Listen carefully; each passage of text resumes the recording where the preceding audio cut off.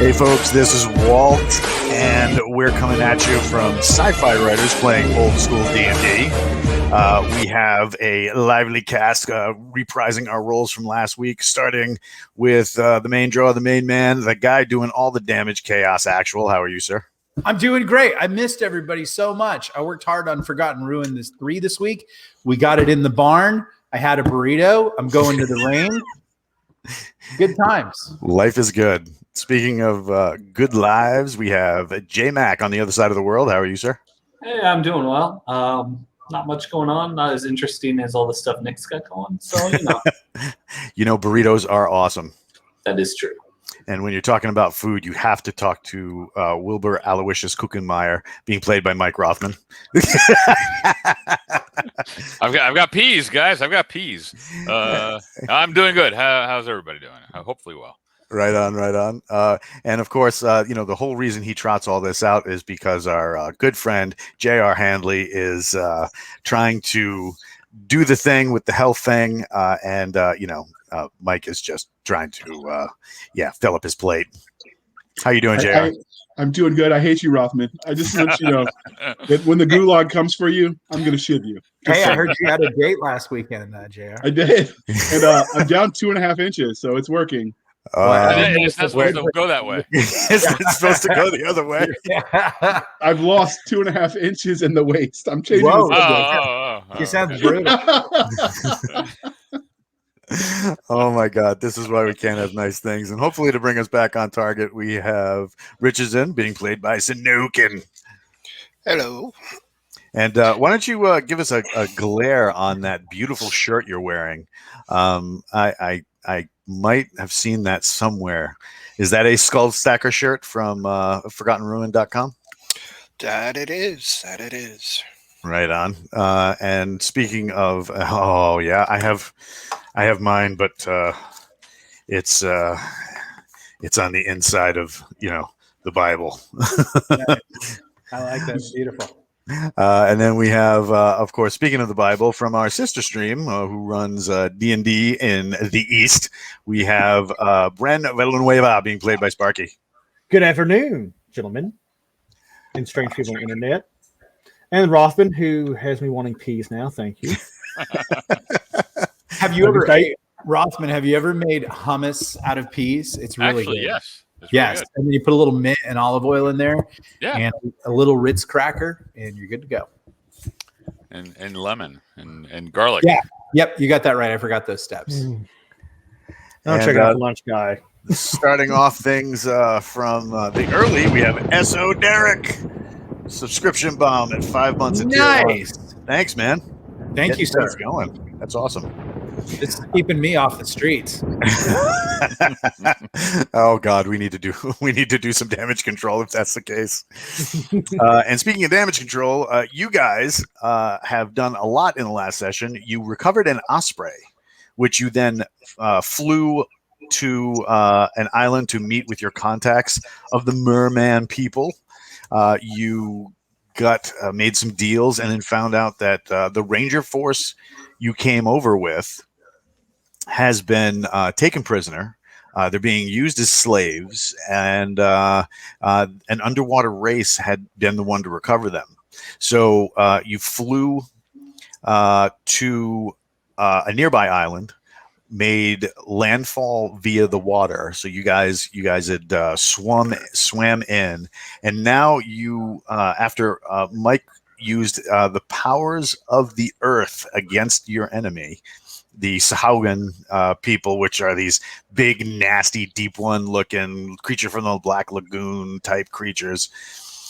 You guys have then were primed and ready to go and get your people back. So to set the scene, you're in a big cavern. You have about 6 buildings that are kind of built into the rock face with a small landing that you can venture on. Mike has just used his ability to speak with plants to which sounds weird when you say it out loud like that, to convince all of the lichen in the area to start bioluminescence and it kind of caught the attention of the guards that were standing over the building they're pulling people in and out of. And so you only have 2 or 3 guards left, and the rest of them they seem more interested in where everybody else went versus what's going on around them, and that's where we find ourselves. So what are you guys doing? So it sounds like we have a couple guards to take out before we can rescue our boys. It does. Are you? So you're still in the water. Everything's kind of. What do you call it? Everything's kind of quiet because right now everything's bated breath. Hey, War Dog Studios, we're shaking. So everything's kind of bated breath. You know, the 2 or 3 guards that that are there are kind of watching that exit that the other guards swam through. So they're not really focused on the water where you guys are. They're focused more on the outlet where everybody went. So you guys are still submerged. You have your your magical apparatus. Is there a plural of that? Apparati? Apparati. How do you go with apparati? Like hippopotami? Yeah. All right. So who's doing what? Well, I was actually leading. I was actually stepping up for once. I'm on him. Yeah, I was doing good. What happened to Jim? Is he not here today? Jim is not here today. He had some personal matters to attend to. Oh. So he is guarding the entrance. He's He's not stabbing our allies. He is not stabbing it. Okay. That's Sure, he's good. not swimming off and getting into all kinds of shenanigans on his own. He's got belly cramps. That Next could week be he'll come back possible. with a huge bag of holding with nothing but heads. and ears. So he is off in the entrance with Bryce Michael Christopher, spelled with a K, guarding the entrance. Oh And my you guys God. are in the water, kind of like right around here. You have a landing here where you could kind of come up. This is a small wall. And then right in that section, you also have the guards, but they're looking over here Okay. because that's where everybody left. I am going to signal the people with crossbows to get ready to take out those guards. And I'm going to try to creep up on them from behind, going up the steps and creeping around. Okay. He's going Um, to Does Go ahead. magic work underwater?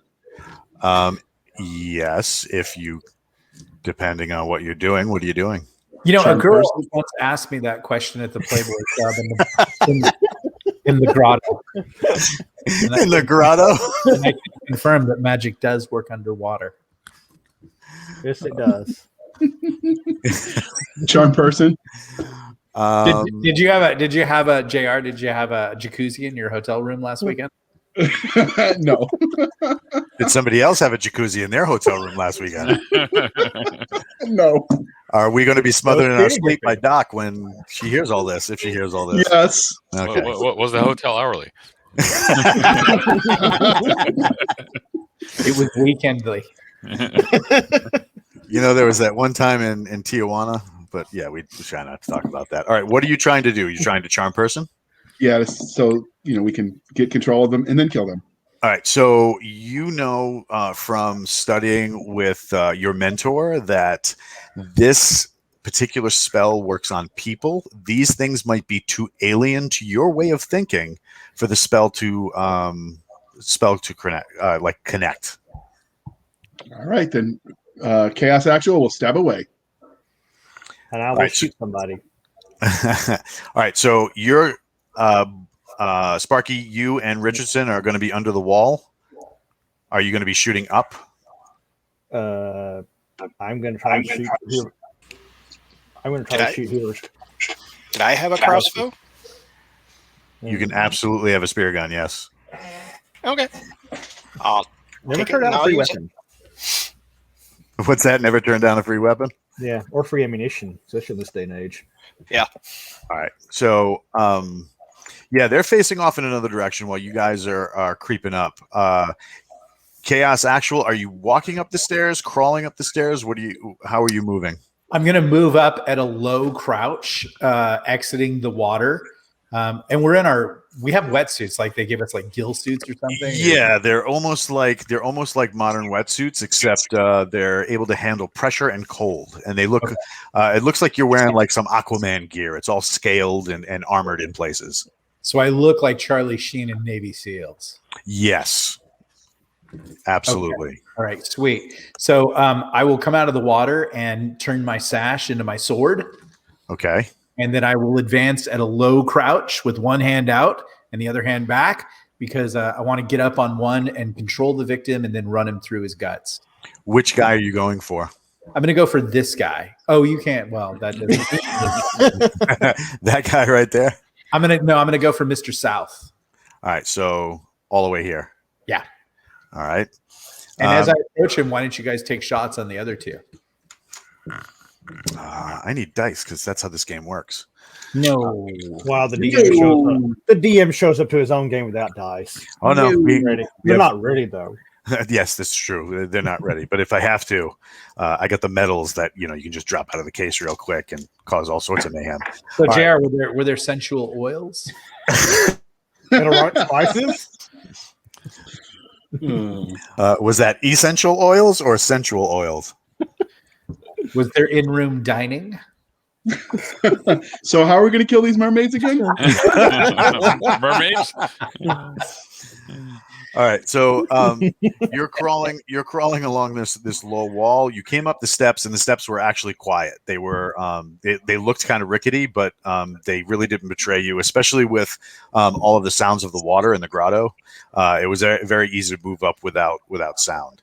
And you're moving along this wall. Do you give them a signal or anything to take the shots on these guys, or are you just going to wait? Sparky and Richardson, are you guys just going to wait to hear all the gurgling and yelling? I assume we're going to go on his action, since he didn't actually tell us to wait for a signaling thing. We figure violence is our cue to start shooting people. Yes. Speed, action, and surprise. Yeah, we'll wait on the boss man. And aggression. That is going to be the next T-shirt that we have to mint. Violence is our cue. I like that. That has to happen. Cue violence. Yes. Cue action. No, it's pronounced. Okay, so you crawl along that wall and give me a dexterity check, please. My dexterity is 15, and I roll a 2. That is a really good roll. All right. So, all right, you get all the way there. They're kind of like looking off, trying to figure out where their friends went. Mm-hmm. And you're right behind the guy. Okay. So describe what you're doing. I'm going to grab the back of his head, and push it forward. And as he tries to thrust it back, I'm going to run the sword through his kidney. Oh, go for it.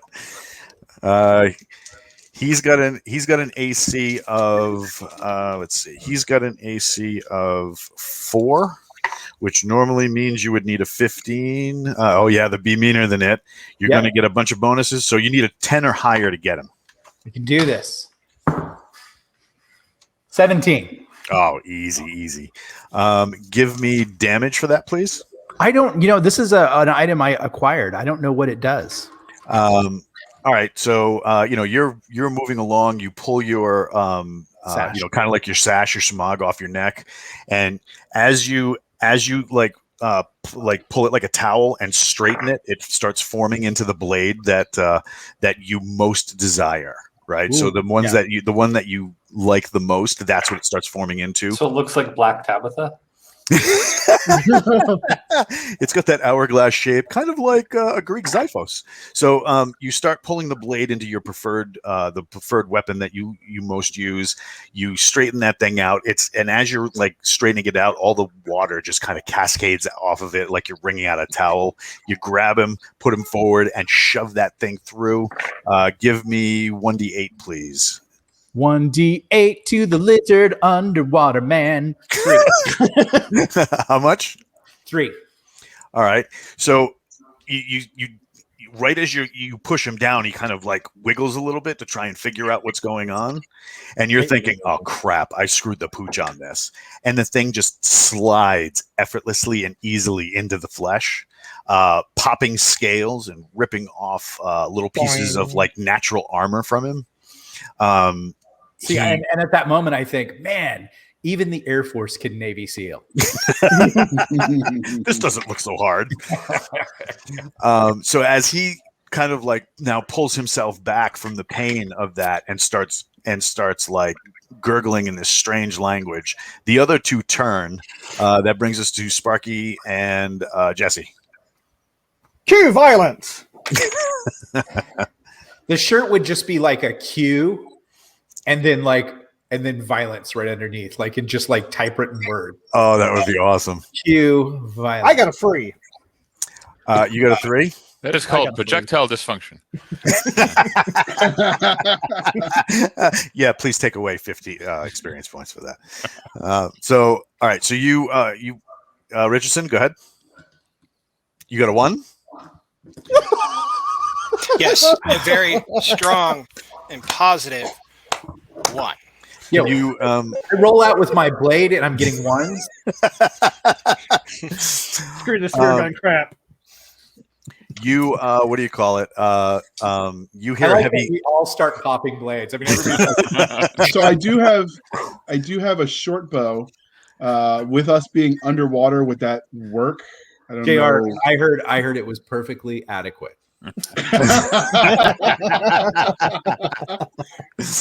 Oh my god! Oh. Slightly disappointed. No homo, but this is why we love you, Nick. It wouldn't fire into like water very well. You'd have to be right at the surface. So do you surface a little bit so that you can take? Yes, because they just screwed the pooch, so someone's got to step What in. I'm and save the day. surprised at is that no Hollywood abortion of a superhero movie has ever fired a bow underwater. Like Yes. where Hawkeye's underwater and he's like, whoosh, you know, he gets the kill and you're like, oh, come on. Give it time. Yeah, give it time. So yeah, you'd have to be right at the surface of the water, with Okay. basically the tip of the arrow out of the water in order to Just a get tip. shot That's like what she says. Yeah. Oh my. You know, you're letting on a lot about last weekend. JR, you crossed the line there. You crossed the line. Do I have any penalties to the roll? That's what she All said. of Yeah, them. it depends on what he does to you after this. Oh my god! What I love about this, like if you're a fan of the stream, is that now you're figuring out that if you're a lonely young woman or man, we don't discriminate. JR will show up for a romantic weekend encounter. Whoa. You're willing to book a Red Roof Inn out by the freeway. I am happily not single, JR. They're on your side of the Mississippi. All right, so so Nick, you blast this thing, and just to give you a little size comparison, that's you. Yeah. Right. So Oh, crap. you blast this thing in the kidney with the blade. It starts arcing its back to try and like wriggle away from the blade, and then you hear as rounds impact into the ceiling. I rolled an 18. All right, so you're letting go with an arrow. Correct. You just barely hit. Give me Okay. damage. That's 1d6. That's what. All right. A 5. All right, and that's going to go to this guy right here. Yes, no? Yes. Yeah, I gotcha. All right, so you nail him. It catches him behind the ear and kind of pierces the flesh around his neck and ear. So he's just got this like weird arrow just sticking out, like kind of like those Halloween ornaments people would put in their heads back when we were kids. Brings us to Wilbur Aloysius Kuchenmeyer. So can I get to the surface and use the rifle? Yes. All right. Well, that's I guess what I'll do. And I'll take aim, and I'll fire, All right. and I'll roll a. You need a 10 or higher. Oh, I got a 19. That works. 2d6 for damage, please. That was a good comment on my Facebook post, JMac. Oh yeah. I mean, 11. I'm serious about that too. Yeah. Got an 11 on that one. An 11. All right. So are you attacking the same one JR hit or the other one? Yes. Whichever one looks like it's got nicked. Yeah. Or do you want to win the James M. Ward ally, maybe enemy, and go for an asset? I'll go for the one that looks like it has a boo boo in the neck. Oh, it's the James M. Ward Frenemy Award. James M. Ward plays a 9th level frenemy. I so want to just put this together on my what do you call it? Just like do a graphic design real quick of that, but I have deadlines.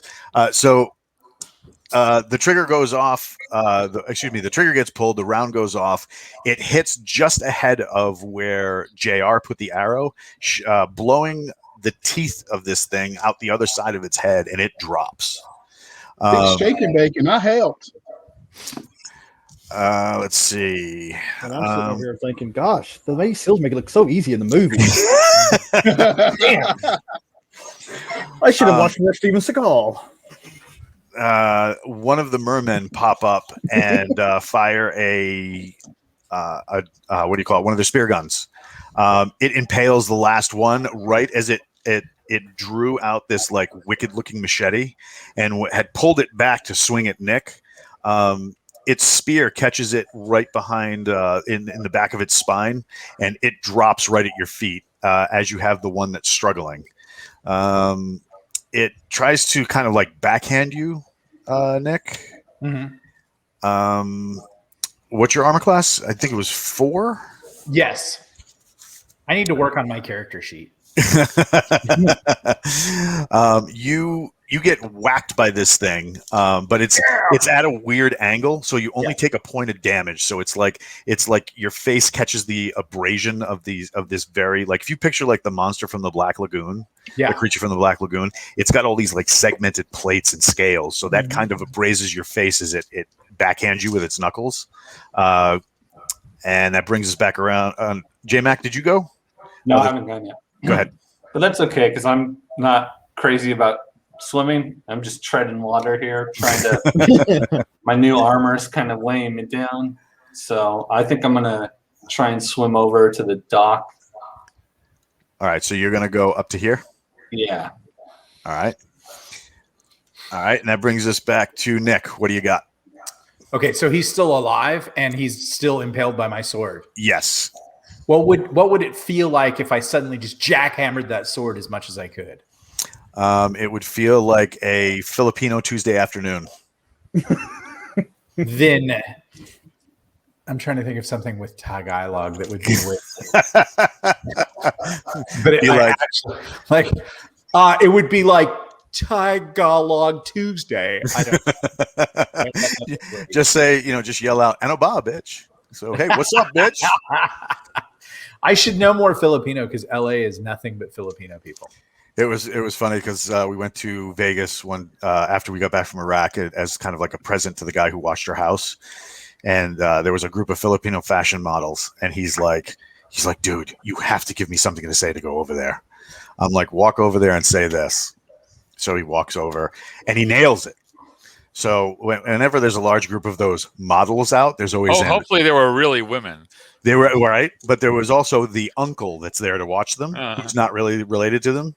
He walks up and he goes, "All right, who taught the white guy how to say what's up with you guys later, baby?" And I'm like, that would be me. We ended up hanging out with them all night. It was a lot of fun. That's cool. I like that. Filipino people are great. Okay, I'm going to jackhammer him like it's Tagalog Tuesday. Hit it. He's going to take an 18. Oh, give me another 1d8, and this time add 3 to it. He's going to take 11. So I have a process question for you. Since he already has the blade in him, does that mean he wouldn't have to roll to hit because he's already in there? No, because what could happen, there's all sorts of stuff, right? So you think about the way D&D does damage, attacks and stuff like that. It takes place over the course of like 30 to 60 seconds. So they're not just like, ha, have at you, one swing.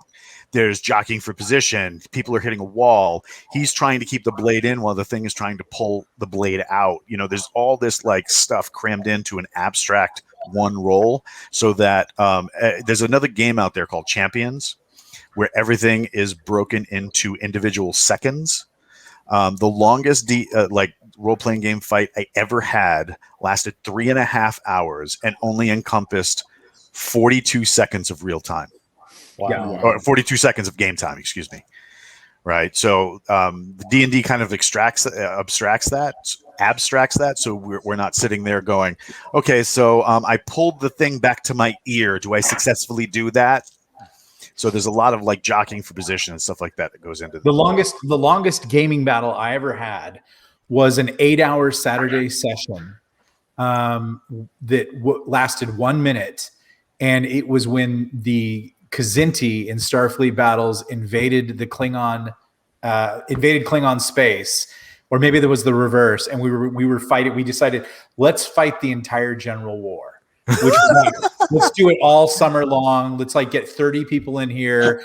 Like everybody's filling out SSDs. Everybody's controlling 5 ships, and it was just like like I think that just clued us in. Like it took 8 hours to fight a 1 minute, like one round of like drone fire and exchanges and ADD and all that kind of stuff. So I'm going to do that again when I'm retired and I live in a retirement community and I've bet everybody to my will. I'm going to refight the General War because we got time. No one else wants you. Lord Dalius is saying, well, this is turning out to be the longest combat scene I've ever experienced. Hi, tip your waitresses. All right. So an 18, and what was the damage? It was 11? It was 11. All right. You run the blade across to his other hip. Yeah. Almost severing the entire body in half, and he flops to the ground, kind of clawing at the deck for a moment before he stops moving. I wonder if I'm an assassin. It could be. Oh my gosh. The character class James M. Ward hates. Oh my God, how epic would that be? Is there an assassin in Forgotten Ruin, the role-playing game, which should be going to Kickstarter soon? There absolutely is an assassin. If it's in white box, we put it in. Sweet. I'm an assassin. I'm an assassin, thief, duelist, triple class. Pirate, sex machine. The great thing about that is with the way Forgotten Ruin works, as you get advanced training, you can kind of almost experiment with different things. Right. So like, unlike in the novels of Forgotten Ruin, when you're talking about people like Talker or Monroe, who is that guy's awesome coming character, right? Or Tanner, where if you want to see what happens to Tanner, man, you got to get that second book. Yeah. Holy crap, was that? No one knows. Only you know about Monroe. That's the awesome. I'm planting the seeds right now. Minotaur with an M60. Does it get any better? That's almost better. That's almost as good as lying on a jet ski. Right? Does he have a tattoo on his shoulder, on his now massive shoulder that says like "mom" or something like that? He would, but what's funny is that character got ridden like. He actually dug it. Like everybody else kind of fights their power to some extent. And he's like, look at me, I'm swole. Oh my God, that's awesome. Yeah. I just pictured him like the dude I served with in the 82nd that would tattoo his girlfriend or all his ex-wives' names on his shoulder. Yeah. And at the bottom of his back was Yosemite Sam with a machine gun. Oh, God. And what he would do is when he would get divorced, he would tattoo a broken balloon around the woman's name. So like it looked like he was just shooting them down out of the sky. That's great long-term planning right there. So, back to our underwater grotto. You guys eviscerate the 3 Sahawian that were standing guard, and now you're in an empty grotto, and right on this side, there's a door somewhere, hiding kind of against the wall, trying to stay as calm as possible. You realize it's one of the crew chiefs that you guys came over with. Oh, cool. Oh, and one last thing about Forgotten Ruin I want to say. Yes, please. If you are a Galaxy's Edge insider, you're about to get Forgotten Ruin 3 in a couple of hours. So you get it a few days before everybody else. So you could run over to galacticoutlawsus.com. Maybe someone throws the link up, and you could join Galaxy's Edge insiders right now and get that book and start reading. It's galaxiesedge.us. Galactic Outlaws was the old one. It Yeah, still I don't redirects know. though. Still redirects. Does it? I don't Okay. even know. I just work here. Insider Club is the place to be. It is lit. Yeah, it is a lot of fun, actually. I'm looking forward to the first Vegas convention. Oh my God! Or actually, our co-host on the Galaxy's Edge podcast, which will be the Insider Show, is going to be tonight. Daniel is actually attempting. If COVID didn't hit, we were going to host the first ever Galaxy's Edge get together because he's got like acres and acres of land, and we were gonna, do demonstrations of like crazy Legionnaire kung fu and do some shooting demonstrations. Doc was gonna come in and make fun of the way that we hold rifles. It was gonna be absolutely hysterical. I'm there. Wait, he didn't invite me. I didn't. Maybe I'm not supposed to be there. No. All right. So you guys see the crew chief sitting there, and he's like shaking. I shall render first aid I'll search the dead bodies. and say, you may not recognize me because of how awesome I am, but I was your pilot. And he's like, Captain Powers? Well, Captain Rock Powers. He says, why do you look like Aquaman? Because I'm a pirate, ninja, assassin. He's like, it's how long has it been? A couple of weeks. How are you like why and as you guys all start to come up in your your Aquaman Navy SEAL gear with rifles and spear guns and swords, and JR is wearing a smock because he's a wizard. I'm kidding, totally kidding. What is he, a Cub Scout den mother now? So as you guys crawl out onto the deck, he's like, where is everybody? Like, did you find them? We are here to rescue everybody. Do you know where everybody is? I do. And then he pushes down on a board in the floor, and a huge section of the floor right beside him opens up. What's down there? He goes, "That's where they are." How do we get them up?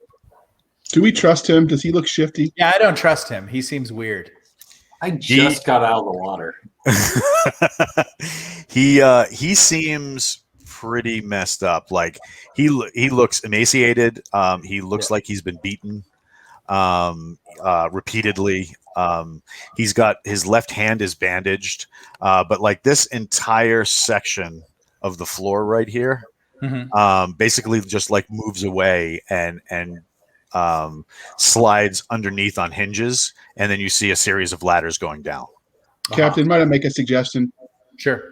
Let's continue searching these bodies because there might be something that needs a key, and it might be on these dead folk over here. Go for it. I'll help All right. search too. So I do head we down find the anything? I head down the ladder. You're supposed to wait for backup, sir. I'll go with our I'll back up. fearless leader. All right, so you guys descend down the ladder. It's not a very long crawl, but below you, it looks like somebody has created an actual dungeon in here. So Ooh. it's dank. There's water dripping everywhere, but it seems to be running off in a like a drain on the floor. You got various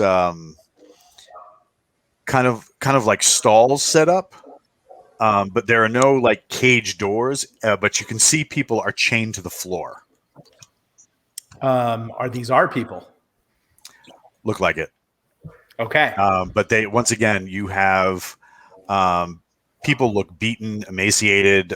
They don't look like they've been fed very much or for very often. It looks pretty rank and nasty in there. There's a lot of it seems like very human accoutrement have been set up so like people can sit down on chairs. You have in all those different cells and stuff like that. You have cots.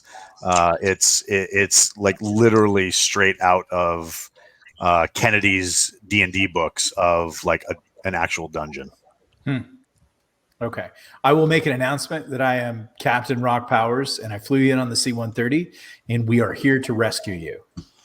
You hear people shifting over and like kind of looking around. You can hear them moving so that they're trying to get a better view of you. You can see the guys that are over here in this. And oops, if it helps if I go on the right map. You see guys over here kind of like shifting in the cells, looking out at you. Okay. And you hear Captain Powers, really? Yeah. Yo, bro, it's the pilot. I know. Can you believe it? I rescued the Rangers all by myself and these guys. You hear on the other side, you hear, get that man over here. Did they have a leadership, like a command team? Oh yeah. Okay. So is that a voice I recognize? I would have interfaced with that guy, right? It sounds familiar. It sounds maybe like the CO. Okay. But the voice is very off. It sounds Like he's been hoarse. No, not possessed. Hoarse. Like he probably hasn't either spoken or drank anything in days. Okay. I will go to that man. All right. And as you're doing that, just want to say thank you guys again for another subscription bomb. 67 Indian giving out some gift subs out into the chat. Thank you so much for that. That was a couple minutes ago, but just catching up now. All right. So did we find any? All that was on the creatures that you searched were like these almost like falcata looking swords, kind of like the stuff you might have seen out of like the movie 300, and then they have spears. All right, so the captain rolls on over to here, and in this particular cell, there's a man all by himself. He's chained with everybody else is chained with leg irons, a single leg iron around the left ankle. He's chained by all four limbs, and he's wearing like one of those Silence of the Lambs masks over his face. He's been fighting the good fight. Right arm is hanging at a weird angle. It looks like his shoulder might be dislocated. He looks really, really roughed up. And he's oh, go ahead, please. I would tell the rest of the team what we need to do is establish security and find out if there's any other entrances or exits that we can get surprised here, and then get ready to get everybody out of here. All right. And I will jerry rig a lock pick so I can start picking locks and getting these guys unchained. All right. Give me a jerry rig roll. So, do we want to unchain the guy with 4 stuffs on him? So can I make a D20, again, right? Yes. Jer, you're going to make a suggestion, Jer? Something. Charm person on the guy with the mask, and we can get him to answer you honestly. I think it's Something just isn't right. The guy with the mask. No, I think he's cool. I think he's been a problem. He's been a problem for them, so it's great. 16. Yeah. You start maneuvering. You take out parts of your cleaning kit, and you think that'll work for picking these locks. The locks are very simple by modern standards. I mean, these things were put together by a 4-year-old based on locks that you're not used to seeing. Right. So you do you ask him anything? Do you do anything to him? No. All I say is, hey, yeah, we're here to get you guys to safety. Yeah, help me out here. And are you talking to the guy with the 4 shackles? Why don't I start with them? Yeah. He says, "Get my guys out first." He's like, "Help them first, please." All right. Good idea. I like this guy. I'm keeping an eye out for anybody who doesn't look all that beaten up. There's a guy in one of the corner cells. His hair has grown out like crazy. He's got no shirt on. All he's got is he's in this cell right here. All he's got is his fatigue pants on, and those are all torn up. He's got a couple scratches on him, but otherwise he looks healthy and pretty big. And there's the carcass of one of those Sahaugen in the cell with him. And as you're kind of like looking him over, he goes, "Hey, shitbrick, how about one of you knuckle draggers get over here and put picks to this stupid lock?" What's your name, Sunshine? He's like, "What? Is that a joke?" He goes, "Now's not the time for jokes there, hero. Why don't you come over here and free a real shooter so we can do some damage to these idiots?" I didn't hear a please. Why don't you explain while everybody else is jacked up and you're not? He's like, "You see this?" And he reaches down, he picks up the carcass, right? Throws it into the middle of the floor, and it's smelly. It's covered in flies and maggots. He goes, "That was the first idiot after I woke up who tried to get froggy." He goes, "Needless to say, frog legs were on the menu." He's like, "And because my boys don't have the stomach, constitution, or fortitude to decide to go all cannibal, even though I told him technically it's not cannibal if it's not your race," he's like, "I did what I had to do to stay strong, steady, and rock ready for when you guys showed up. So do me a favor, pick this freaking lock, let me loose, and let's do some dirty." I'll pull out my sidearm and blow the lock. He says, "And that's how a man opens a damn lock." He goes, "You got a gun for me, Bravo?" You can have this one. I have a sword slash. See? Wha-cha! And do you pull it out and straighten it? Yeah. He goes, "All right, that's about 4 pounds of cool in a 2-pound bag." He goes, "Wait, weren't you were the pilot, right?" I ETS'd. I'm a pirate now. Pirate. I like the cut of your jib, bro. Right? Yeah. He puts out his hand, right? He's like, "First Sergeant Gibbons." Wait. Schwarzenegger and Carl Weathers. Right? Oh, yeah. He goes, "Pretty swole for a pirate pilot." He goes, "Let's free some of these other jackholes so we can get going topside and do something dirty." I'm ready for Sergeant. So he starts like breaking locks and stuff like that. He's like looking around and he goes, "Wait a minute. Did we just get rescued by the Air Force?" Yeah, that's gonna stink. Yeah. But technically, Technically, what was that, Nick? Technically, I ETS'd and I'm now a pirate. So you actually got rescued by a couch surfer. I'll take what I can get. All right. So you guys start jocking up. They don't have any weapons or anything like that, and the only weapons that you can find were the stuff that was brought in by you guys. So I would say that because these guys are rangers, if they're shooters, you should give them all your weapons because they're better than you guys. I've seen, trust me.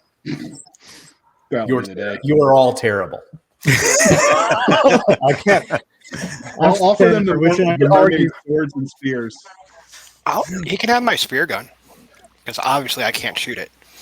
All right. So when you hold it up and you're like, "Hey, somebody can have one of the guys who's like a little thin, but he still looks wiry." He goes, "Thank you," and he gets slapped in the back of the head by another dude who's kind of looks wiry, and he's like, "I told you." He's like, "No California voices down here." You think there's about 20 of them total, which is far less than the entire company that you came with. There were 120 dudes in the back of that plane. I will go ask the masked man what happened to the rest. It looks like they got a guy who's kind of like trying to use some clean water that one of the daggers has given him to clean the cuts from the shackles on the guy. And he's feeding the CO water, and the guy who's doing the care looks and he says, "We don't know what happened to him. They were taken not too long ago. They've been taking 4 or 5 of us at a time. We we think the guys are being sold. Any reason to think that they might still be on site? I mean, there's like a whole underwater section of this that we haven't seen initially, but we know that when the guys get taken, to make it easier for them to get taken, they force feed them this like algae or something that's soaked in this like blue goo, and when they eat, after they eat it, they can't breathe air. Yeah. Do we know where that is? What I would say then is what we should do is we have an osprey on a nearby island, and you're going to have to swim there, and we'll go find the rest of your guys. We can do that. Those of us who are still able can definitely do that. He's like, I'm Hickson. I'm the medic. High five. He high fives you, and you know he's like tries to like wipe off some of the grime because you guys are a little cleaner than they are. Yeah. He's like, all right, so all right, we'll get our guys out of here. If you can give our main shooters your rifles, that'll do us a long way about getting out. How did you get the rest of the guard force to leave? We have magic powers now. Oh, kind of like him. And he like hints at a cell all the way across the room. Okay. We will go inspect him. Just be I careful. will go with. Yeah, just be careful because it's been a minute since he's talked to anybody. Okay. Who's going to go talk to him? Me? I will cast. Is my protection from evil? Is that on me, or can I cast it on the group, like on Nick and I, on powers? It's on you if you cast it. Well, let's hold on with that for a Captain- second. Let's see what he's all about first. So the guy that you're talking about is in this cell right here, Okay. right? So all you got to do is just walk down this hall and then hook a left, Okay. right? And as you get to right about here, the temperature drops about 10 to 15 degrees. Ooh, I like air conditioning. We almost had a dead guy provide that for us. Yes. I think I have a new friend. Your name is AC. So you get back there, and the inside of the cell is really hard to see, even though there are torches nearby. The shadows seem to be pulling into the cell, keeping it very dark and fighting the torchlight. Yo, come out. Let's have a look at you before we set you free. The thing kind of stands up, and it looks human in shape, but he's translucent, almost like a living shadow. So if a shadow had 3D form, Yeah, that's what it looks like. that's cool. And his eyes are like a blazing gold. So you can see his eyes, but that's all you can see that kind of like stands out from the shadow. He pulls free, and as he starts to walk forward, he hesitates. When he starts speaking, it sounds like a bunch of people whispering in reverse. So like almost like a car passing by, right? And he says, "I can't go forward." He's like, "The cell is sealed." Is his name Damien? Do you ask him that? Yeah. He goes, "No." And then there's like a flutter. And then he goes, "But I like that movie." What do you mean the cell is sealed? Did they put some kind of ward on it? He's like, James Ward. Sorry, I just it slipped. We all thought it. yeah. He says the big one with the braided tendrils. And then there's like another flutter, and he's then on the other side of the cell. He puts some sort of writing. You can't see it with just your eyes. You need to look with magic. Oh, okay. Hey, JR. Can you see So some? detect magic. If I You can't, cast can I it? see it without it first? No, you Well, cannot. first, can I see anything without it? Then I'm going to have to. All right, you cast it. The entire cell lights up, right? Glowing script all over the cell. It looks like somebody painted it in like some sort of blood or whatever. And it's just like the mad scribblings of like a crazy person all over the cell. But as the words start deciphering them to yourself, it reads more like an equation than like a spell. Almost like the only way to get out is to solve it. Oh, well, hey, Kuchenmeyer, you solve it. You're good with algebra. But I probably can't see So it. can I tell them what I'm seeing? You can start describing it, and when you do, it sounds very formulaic.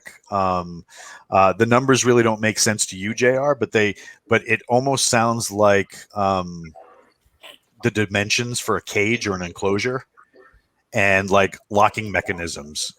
How certain tumblers would react to certain keys. There's all sorts of like different solutions going through it like that. So that's from what he's describing. That's what it sounds like to you, but you can't see the incantations that were written in the cell. So it's really kind of hard for you to decipher. All right. Let me see if I have paper on me. He says, "If you let me out, I can help us get away." I have parchment. Can I write down what I'm seeing to show to Wilbur? You'd need a lot of parchment, and it would probably take you hours to write down what you're seeing in this cell. Why don't you just Do we have start holy saying- water? Why don't you start saying it out loud, and then Rothman can follow it and then try to give the answer. There obviously is an answer. If it's an equation, then you've got to solve for X. So just give us the equation, and then Rothman, you solve for X. Back to the shadow. What are you? He says, "My name is Specialist Cordoba. Uh-huh. I was part of the Ranger detachment, and shortly after we were put down here, I woke up outside the cell. Mhm. I tried to escape several times to get help, Yeah. but the one with the braids, Yeah. he kept somehow stopping me from going. Yeah. I don't know. I can't explain it, sir." So you're like immaterial right now, or you're non-corporal and you can displace. He says, "Right now, yes, but when I get out," he goes, "if I concentrate hard enough," and then when he stops talking and kind of like puts his head down and the golden eyes kind of shut, so he just looks like the shadow. He concentrates for a minute. The entire cell, you guys can see the equation. It flares to life across the cell, but as it does that, he becomes corporeal, almost like dark gray skin. His hair is shock white. You can see he's got like writing that descend from his eyes all the way down his cheek, and then it like flares across both arms, and it looks like somebody wrote the answers to a test all the way around his arms, all the way down to his fingers. And they all start as like rivers of these equations running down his cheeks. And then he stops concentrating and he kneels down and he starts panting. And then he goes immaterial again. Was that enough for you to solve the Let's equation? It's a good question. Do I have to roll to find out? An intelligence check. You're going to be at a 2-point disadvantage. Let's see. What is my intelligence? 9. I want to roll my 10. All right. So what's your intelligence? I rolled a 15, and my intelligence is a 15. Yeah, you can't figure it out with what you have right now. You think maybe if you saw it again, you'd probably be able to figure it out. As a pilot, I have navigation, so I have a little bit of math. Could I make a roll? I have a 12 intelligence. Go for it. You're going to be at a -3, so you need a 9 or less. I rolled a 15. So, as someone who was also a pilot and has some training in magic, I would like to try to solve the equation. All And I'm right, going to go roll my for it. intelligence, which is a 16. So, what's my negative? You got a -3 as well, so you're going to need a 13 or less. Did Siska say that you have training in magic? It was a magical night. All right. I got a 3. Oh, okay. So you managed to find a portion of the cell where now, if anybody else tries to like actually enter the cell, you can feel there's nothing there. I mean, it's just empty space, but you can feel almost like a wall in front of you. When JR puts his hand into the cell on one side, he manages to get his hand through and then rub off a glyph, which then allows him to proceed a little further. And the whole time this is happening, the shadow thing is kind of like watching you. But as you approach this thing, JR, it's very cold in where you are. You think that if you stay here too long, you're going to start getting frostbite. Okay. So I'll it pass takes that information on to everyone else. it takes a few minutes, but you manage to rub several of the glyphs off of the wall. And then he becomes material again. Okay. And Is it enough for him to get out yet? oh, he walks out of the cell, and he's like, this is the first time I've been. It's been almost a month. He's like, thank you so much, sir. What can we do to help you guys? Well, let's get everybody out of here, and then since you've got some skills, we're going to send everybody back across the water to our osprey. But why don't you stick with us? He says, I can do that. He goes, and now that I'm free, and he like kind of like pushes his knuckles out. You can see the equations on his arm rearrange. He goes shadowy for a second, and when it's done, he's wearing like a hybrid of old and new armor. He's got kind of like military style fatigues and boots on the bottom, with almost like a Roman war style cuirass on top, with like black shamag wrapped around his neck, and he kind of lifts it up and puts it over as a hood, and then he goes translucent again, and he's like, lead the way. I'm jealous of his outfit. Aren't we all? Aren't we all? Where do you guys go? My pirate clothes seem less. But definitely not less. Nick, would you like to talk about Forgotten Ruin? I would love to talk about Forgotten Ruin, which is having just a banner standout time.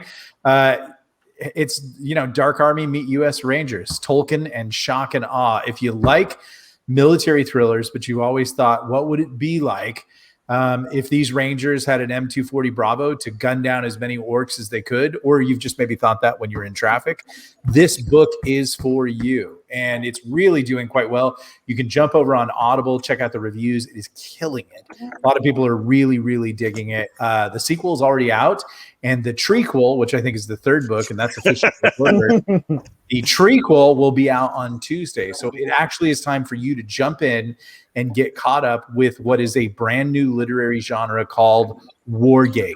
If you've ever watched a fantasy movie and thought this would be a lot different if someone had a light machine gun, well, sir, have we got the book for you? Awesome. Thanks for that, Nick. Appreciate it. No, thank you. All right, so you guys stack up. You got about 20 dudes. It looks like it's going to take some doing to get people up, because they're a lot of them are woefully malnourished. There's only a couple of them that seem normal. The first sergeant is just running around barking at people and just like, we didn't raise you guys to act like damn pillows. Get your nasty asses up those rope ladders, right? And he's just doing his first sergeant thing, trying to motivate and dominate the battle space. So do you guys go back up the ladder, or do you do anything as far as what do you call it, security or anything? Well, where were the other Rangers taken? Were they taken out of here or back up the ladder? The medic answers. He's like, they were taken back up the ladder, sir. Okay, well, let's go back up the ladder.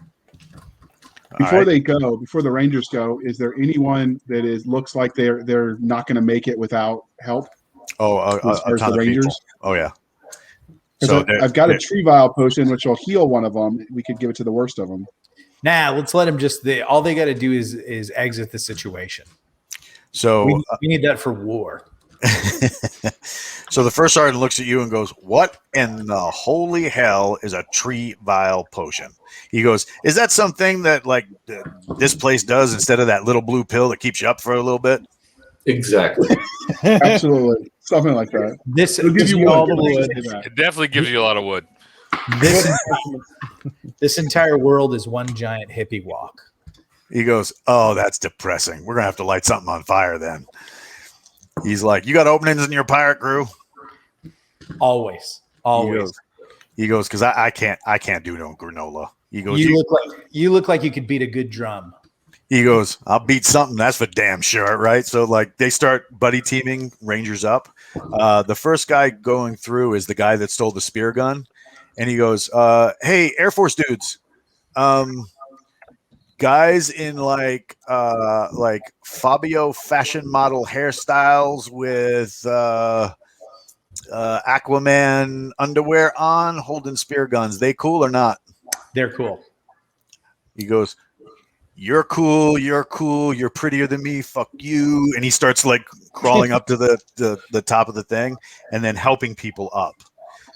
When you guys start going up there, you find the mermen have basically created a perimeter for you and are kind of we're waiting for you guys to come out of the hole. So can the medic point which direction he thinks the other Rangers were taken? He goes, "I don't think I can." And the shadow guy looks at you and points toward one of the tunnels where the Sahaugan went following your shiny coral. Okay, we will designate one merman to lead all the Rangers back to the Osprey. And the shadow looks at you and he says, that doesn't mean me though, sir, right? I get to stay?" No, you get to come with the pirates. He goes, "Good, because they need payback for this." They really, really do. And I have something to pay them back with. And then, huzzah! Both of my C4 bricks come out. Right. So as you do that, the first sergeant looks at you and he goes, "Whole new respect for Air Force. I just got to tell you." Exactly. I didn't even know how these work, but I'm going to use them. He goes, "Just don't slap people with them because that never is as satisfying as you think it's going to be." I do this. Oh, okay. So do you guys get back into the water? Yeah, and we'll go to the center tunnel now, which is where they pointed, right? Yes. All right. So you follow the water around. It takes a little bit. There's all sorts of weird protrusions in these tunnels. It looks like handhelds.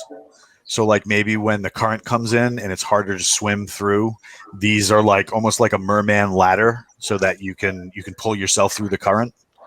After a little while, you come out on the back end of a beach overlooking a cliff. Okay. Is it like an underwater cliff? No. Like you actually come out on a cliff. Okay. And it looks like so like as you exit the water, you come out onto a beach, and there's a small cliff that leads into a pool of water. Does it look? Do we see Sahaugen tracks go into the pool of water? Oh yeah, and human. And human. Okay, Shadow Man, go down there and scout that out. Do we see it? Do we see anything ahead, or I mean, like what's ahead of us? So you're kind of on this bluff, and right here is kind of like a platform for where a ship might pull up. And this kind of looks like an enclosed beach. So kind of like the area where you guys were going to rappel down into, kind of like that those drop points where people go and they do scuba diving in the Caribbean. This is like that. It's kind of like an enclosed beach, and in the pool further into the enclosure, you can see lights underneath the water. Ooh. So if we went out here, could we see down into the pool? If we went out to the end of the platform, Right here? yeah. Yes. Then what do you guys say about doing that? Well, how about having our shadowy guy scout out that area, tell us what he sees, because he's less likely to be detected. He says, that would be great, but and then he points up, the sun kind of shining through, stuff like that. He goes, the only thing I can do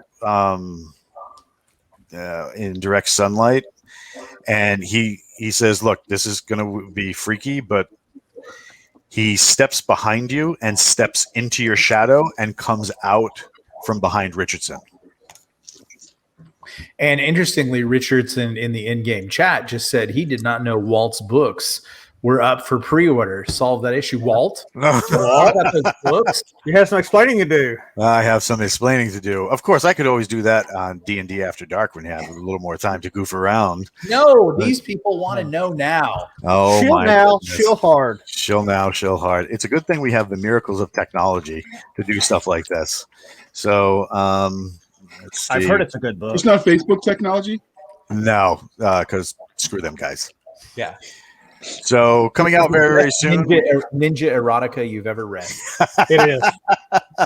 Coming out on June 15th, we have Hunter's Moon, The Mongrel, the first in the Hunter's Moon trilogy. Wow. Kind of Clone Wars meets John Wick. Basically, when this guy's adopted family of peacekeepers is murdered during what they thought was a routine trade negotiation. The thing that they never counted on was that you should never hunt something that can hunt you back. Yeah. So coming very, very soon from Athon Books, book 1 of Hunter's Moon, The Mongrel, will drop on June 15th. And at the same time that it drops on digital, it also drops on audio as well. So you'll be able to get the audiobook straight away. Cool. And the tagline is excellent. In a lawless galaxy, justice is just one blaster bolt away. Oh yeah, absolutely. Yeah, it was a fun thing to write, and a little behind the scenes baseball. I started writing it many moons ago, and I finished it while my mother was passing away in hospice. So it was a way to kind of keep my head in the game, so that I wasn't this miserable wreck. So Mom, here's to you. Nice. Good stuff. That's the way to do it. Yeah. But back to the action. You guys are on that grotto and kind of looking down. And oh, by the way, Jesse, thanks for the shout out for the book, man. Appreciate it. So you guys are looking down, and you when you look down, you can see spires, building tops. It looks like it might be the main entrance to where the Haugen actually live. And do we think the Rangers are down in there, the other 100 Rangers, or are they being sold as slaves? The shadow guy, he says that's where they bring them. Okay. Then we've got to go down there and look. He says, with your gear, you can pretty much move underwater unfettered, right? Yes. He says, I'll try and get us in. Okay. Once we hit the water, just stay close to me. Okay, I do. Do you guys all go in the water, or are some of you staying out? What are you guys doing? I'm going in. All for one for all. I'm jumping in. Right. I like pretending to be a Navy SEAL, even if I suck at it. All right, so you guys enter the I water. pretend to be a Navy SEAL whenever I go to a gay bar. I pretend. Oh my God! Yep. Send the hate mail too. I need to work on my Navy SEAL biography. All right, so you guys slither in. A lot of kelp and it seems like agricultural things that they got going on. They have pens of these kind of fish that look bloated. They look like a cross between like a walrus and maybe a shark. It looks like a really bloated shark with tusks, but you can see off in the distance these sea creatures that have captured the Rangers, kind of like prodding them and keeping them in enclosures. So, and as you move, you get to the first building, unseen and undetected. It looks like an entire village carved straight out of coral. The water here is lit overhead by the sun coming in over the top, and then below by the like luminescent moss that Mike had played with earlier. Off in the distance, you can see a square, kind of like a town square where several buildings are circled around.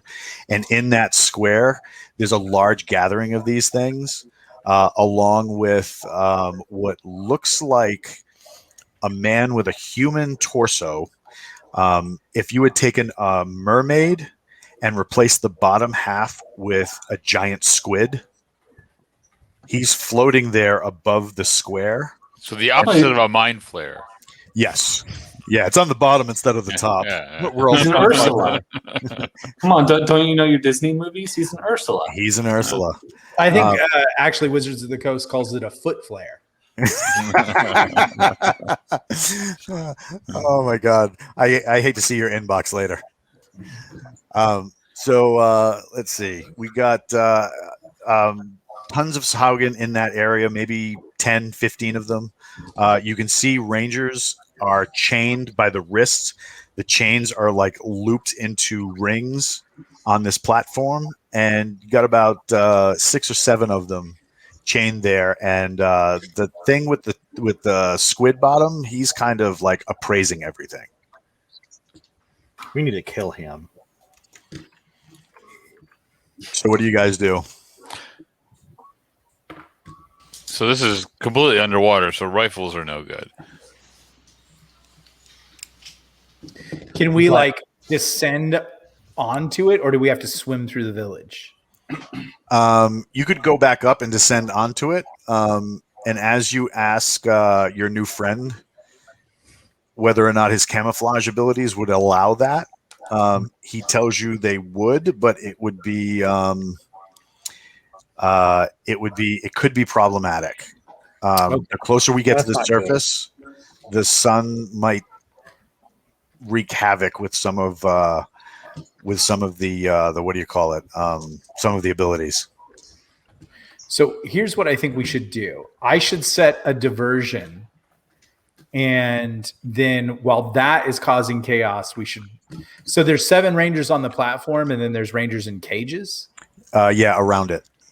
How many could we estimate? The rest? No, maybe another 3 or 4. Oh, okay. So we're just looking at about 10 rangers here. Yes. And is there anywhere else rangers could be? They could be in any one of the 20 or 30 buildings that are around this. Right. Okay. I wonder what would happen if I took out my 20-sider and rolled it in the water and let it fall to the sand. The special 20-sider? Yeah. Oh, it's going to be that kind of game. Swim away, everybody. Swim All right, away. so you reach into the pouch. The what do you call it? The shadow guy is like looking curiously at it, and everybody in the team is kind of like, no, let him do his thing. Everybody back up. I'm like, this is going to be good. If we get a diversion, we just get our people out of there. All right. As you're doing that, the what do you call it? The 6-sided in your pocket starts like shaking. Okay. I pull that out. Roll them both. You drop them both. Oh, drop them both. Okay, here we go. Tell me what you get. So the 6-sider is going to be a 4, and the 20-sider is going to be a 5. 4 and 5. That's probably a Cthulhu being. So you drop this thing, right? They kind of like do that like little thing where something kind of small like floats into the water till it hits the sand.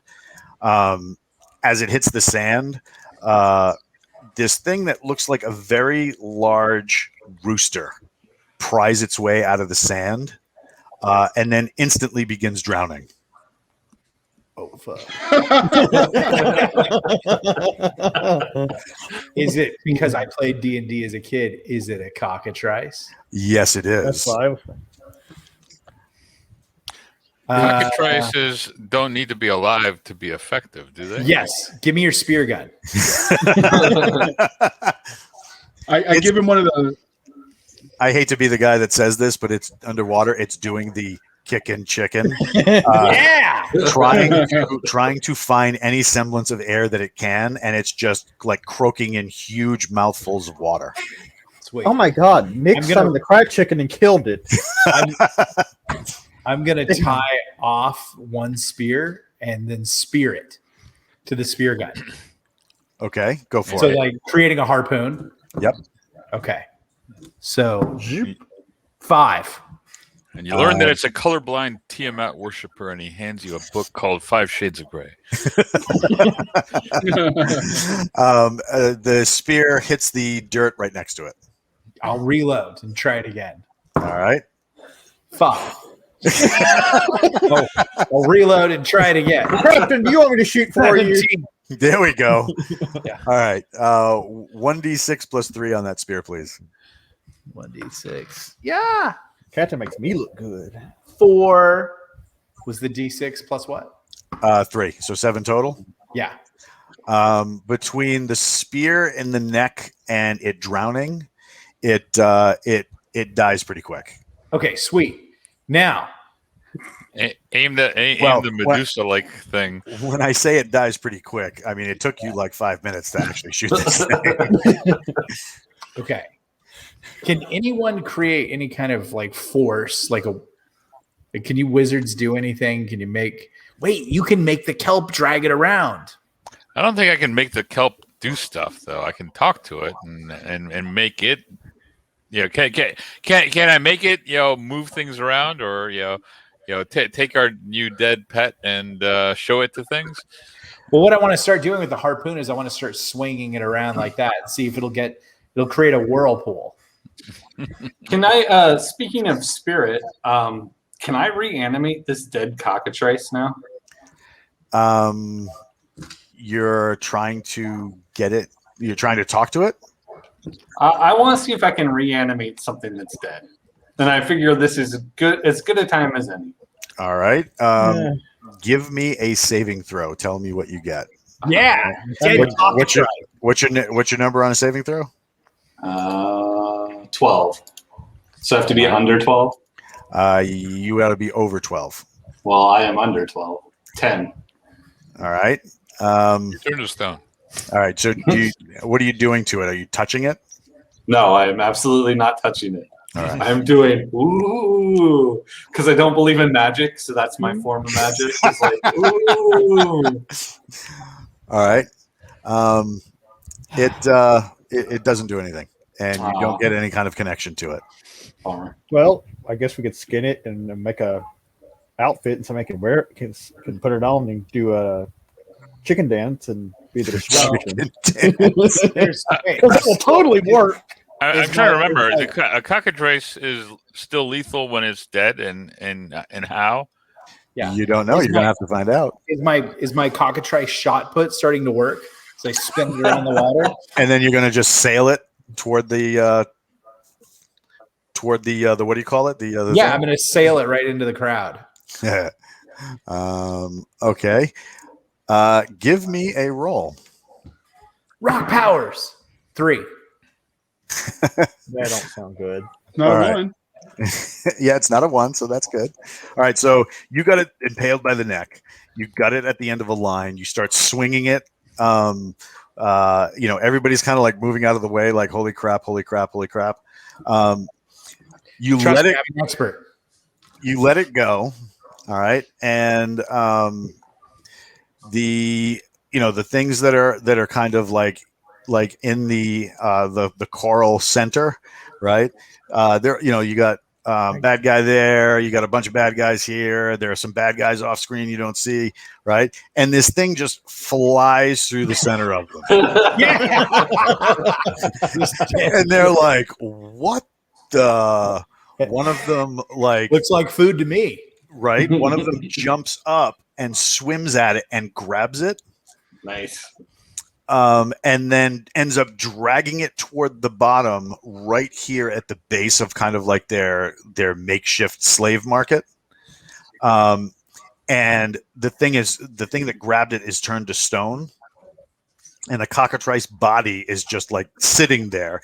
They freak out. Everybody starts to scatter. You guys are kind of like behind these coral outcroppings, hiding due to the benefit of your shadow buddy. Yeah. You see at least 10 of these big Sahaugen guys. And then, of course, over here, I just haven't put the mini up on the map yet, is your octopus dude. Floating in the center are all the 6 rangers here, and then you got 3 more in cages off screen over here. What do you guys do? You have the element of surprise after your flying dead cockatrice. I yell attack.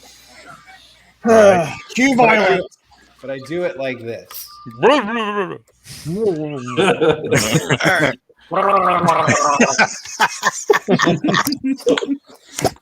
Oh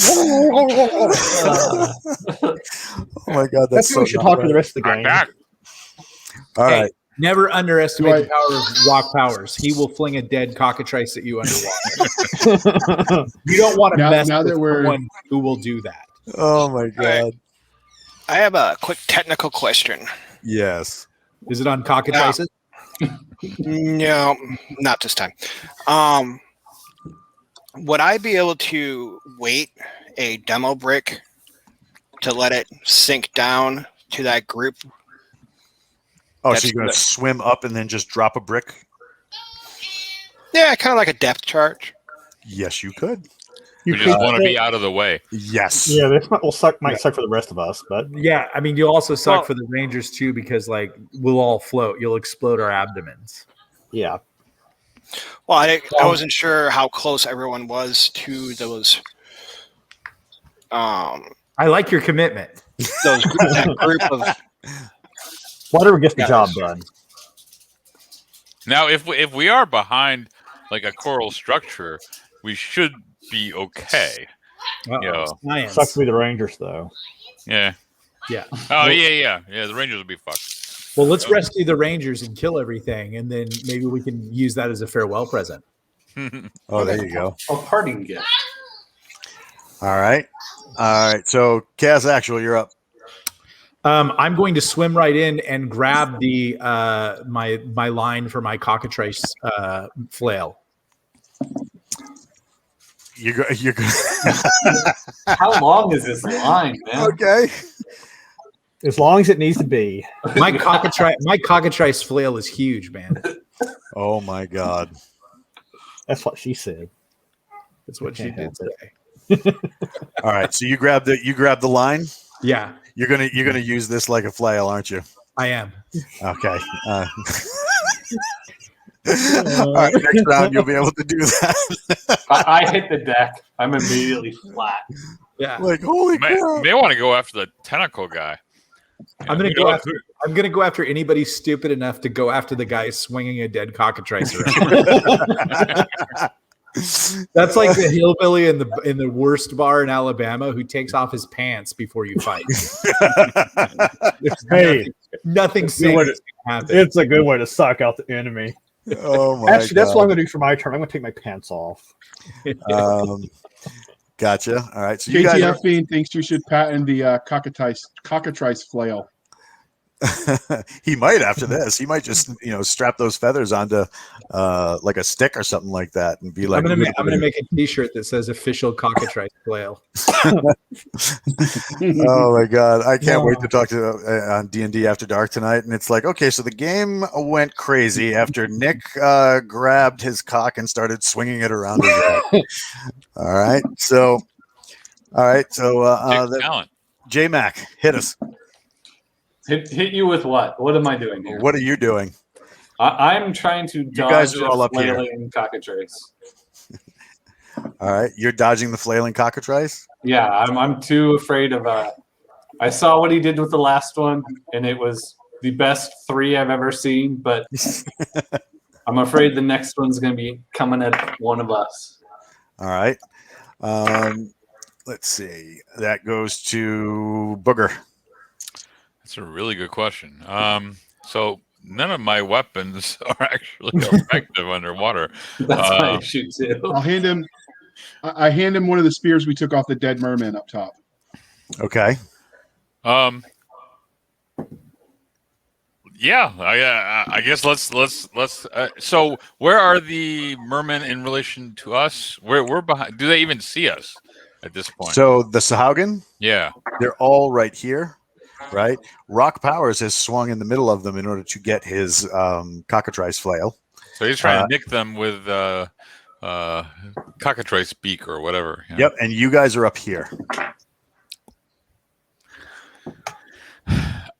Actually, you know what? I'm gonna hold my move to because anything I attempt to do may end up hitting rock, and he doesn't need a distraction. Richardson. Muted, Oh, Boomer. I hadn't started talking yet. I don't know. Your mouth was moving. Let's see. Since I'm not demo bricking, I really don't have anything else left to do since I gave Go my with spear spear gun gun. away. I gave it to one of the rangers. I'm sure he took the spear we took off the dead mermaids because there was 3 of them. That makes 1 left. I think I'm gonna try to come up behind the topmost. This guy right here. Yeah, I'm gonna try to use the obsidian thorn that Ooh. I have rolling around in my In stuff. your pack. Yeah. All right. So you swim over to him. Yes. All right, and Maybe shield that shit. he's got an AC of 4. You guys would normally be a little subdued and have problems fighting in the water like this, except for the gifts of the Mer. Makes you guys very maneuverable in the water. So you attack as though you're on dry land. Yeah, I got an 8. An 8. That might just hit with your bonuses. No, that's with the bonuses. Oh, yeah, that does. Yeah. So he sees you coming. You swipe at with the obsidian thorn. This big obsidian carved knife looking thing, and he kind of like ducks and shoots, kind of almost like a barrel roll to try and come above you. That goes to Villanueva. I'm gonna try to take a shot with my spear gun at the one that's fighting Richardson, because he's gonna need all the help he can get. I mean, we Gotcha. all are, but Go for it. that is an 18. Finally, All right. nice. 1d6 plus 3. 1d6 plus 3. That's That's 9. Thanks to the gifts of the Mer, you attack as if on land. Great. Set JR on fire and throw him at the enemy. What is it with these guys setting up people on fire? What was that? 9 points? Yeah. All right. So Richardson came in leading with the thorn. He slashed at it, and the thing kind of barrel rolled around him. So to come up from up top, it draws back its trident to stab down at him, and you put a spear right through the back of its shoulder, kind of locking its arm so that he can't drop his arm down. Greenish black blood starts spilling into the water, kind of making everything murky around you, Richardson. That goes to JR. You're up. All right, I am going to swim. I'm going to swim towards the one next to the one they're attacking and stab him with my magic mermaid dagger. Your magic mermaid dagger. Which dagger was this? The one they gave us when we first freed the Mer peoples. Okay. In the pirate battle. Yep, He has I got you. so much gear. It's I know ridiculous. he's like a gear whore. Yeah. He is. Well, I've seen I his just list. tracked for the party too. You don't I want to bet use you- your magical axe, or your two I don't have borrowed one of those. swords from an undead skeleton, or your. No, I we agree gave those with to the 15. undead skeleton. You ruined that. You know, Yeah, you know what Oh, yeah, would I be, got the magic dagger. you know what would be amazing if JR goes into every town that you guys encounter and asks if they have like a weapons catalog he can peruse. All If right, we JR, ever went to a town, I would. go for it. I would. That's a good idea. All right, so I'm rolling my attack. I got a 17. All right, damage is 1d6. All right, I got a 5. All right, so you land on this thing, and it does that thing where it's trying to whip over, almost like an alligator doing like one of those death rolls. He's trying to smash you into coral, but you're holding on, and you start pounding this dagger right into the back of his neck. That brings us to them. The one that you're pounding. Yes. Do I feel the power of the dagger? Yes, it feels very powerful to stab something. Well, I was wondering if I held my attack. It was for this entire round, or You can hold it for whenever you want. Okay, so I'll go ahead and attack the nearest thing. I'm assuming it's still alive. You got this one right here that JR is on. Okay, I'll attack. With do I have a spear? I guess someone handed me a spear. Is that Yeah, true? he's got one of the ones from the Dead Mer people. Okay. All right. So I will swim over with spear in hand and try to shish kebab him. Okay, And, go for it. I got a 20. Oh, did you now? I did. Hell yeah! Give how me you a percent. D&D. Give me a percent roll. Let's see what I get here. A 52. 52. You plunge it through its back. It comes out through its abdomen. It wriggles on the end of the spear, almost as if you were spear fishing, and starts to like lose all of its strength. I hope you win your little D&D game, honey.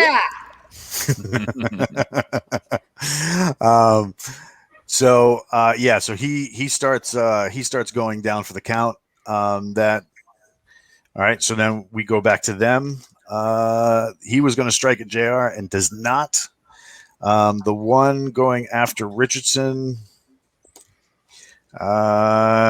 he switches hands with the trident and tries to stab down. He misses you. He catches like a piece of your gear, and then like you rip it away to get away from him, but you're totally fine. No damage to you. The other ones start circling. The one that's nearest to Rock Powers, which is this guy right here. He tries a swimming tackle. Rock Powers. Give me a dexterity roll, please. 2. I made it wonderfully. 2. All right. So this thing like pushes off the bottom of the like he drifts back a little bit to the makeshift slave stage, pushes off of it to try and like a high speed tackle of you, and it collides with the swinging cockatrice mace flail that you got going on, turns to stone and lands at your feet. Yeah, cockatrice for the win. This is what happened when the awesome dice roll a 1. So that that's how you D&D. That is how you D&D. So now it's the guy at the other end of the big giant tentacle dude. He holds up his fist, turns his hand the other way, and in the center of his hand opens up an eye. And then everybody roll a saving throw. Against? It should be red on your just sheet. saving Just throw. one, just All one right. number. I made a 10. All right. 7. All right. That 4. JR. So I have to get above or below my You have number? to get above the number. Okay. Thank you for the refresher. I got a 2. I did not make it. Yep. J-Mac? 16. Easily. Those who did not make their saving throw. So if I hit my saving throw is a 12 and I got a 12. You're fine. You're pineapples. Yep. You do not turn into space pineapples. Instead, if you fail your saving throw, the world around you goes inky black, almost as if an octopus had shot its ink. Those of you who made your saving throw, there's you don't see what they're reacting to, but certain people in your group are acting as though they've just been blinded. So it's just me watching everyone and I'm in the back watching everyone do this fight sea monsters. Great. Well, I mean, some of us are stabbing things and holding on for dear life. So Yeah, we don't really need to keep if that. you're holding on, you're pretty good, but the rest of you will be at a -4 to attack until Squid Dude is kind of dealt with. All right, Ah, so crap. Chaos Actual, you're up.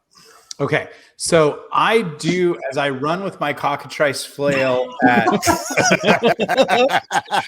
As you run helicoptering it. She's blind. at the foot flare. Let me say that whole sentence. As I run with my cockatrice flail at the foot flare, I do the moonwalk bounce. Run like underwater where you under the pool. Yeah. And I go up the side of the sort of stack here, and I leap over the Rangers while swinging this, and try to bring it down on the foot flare.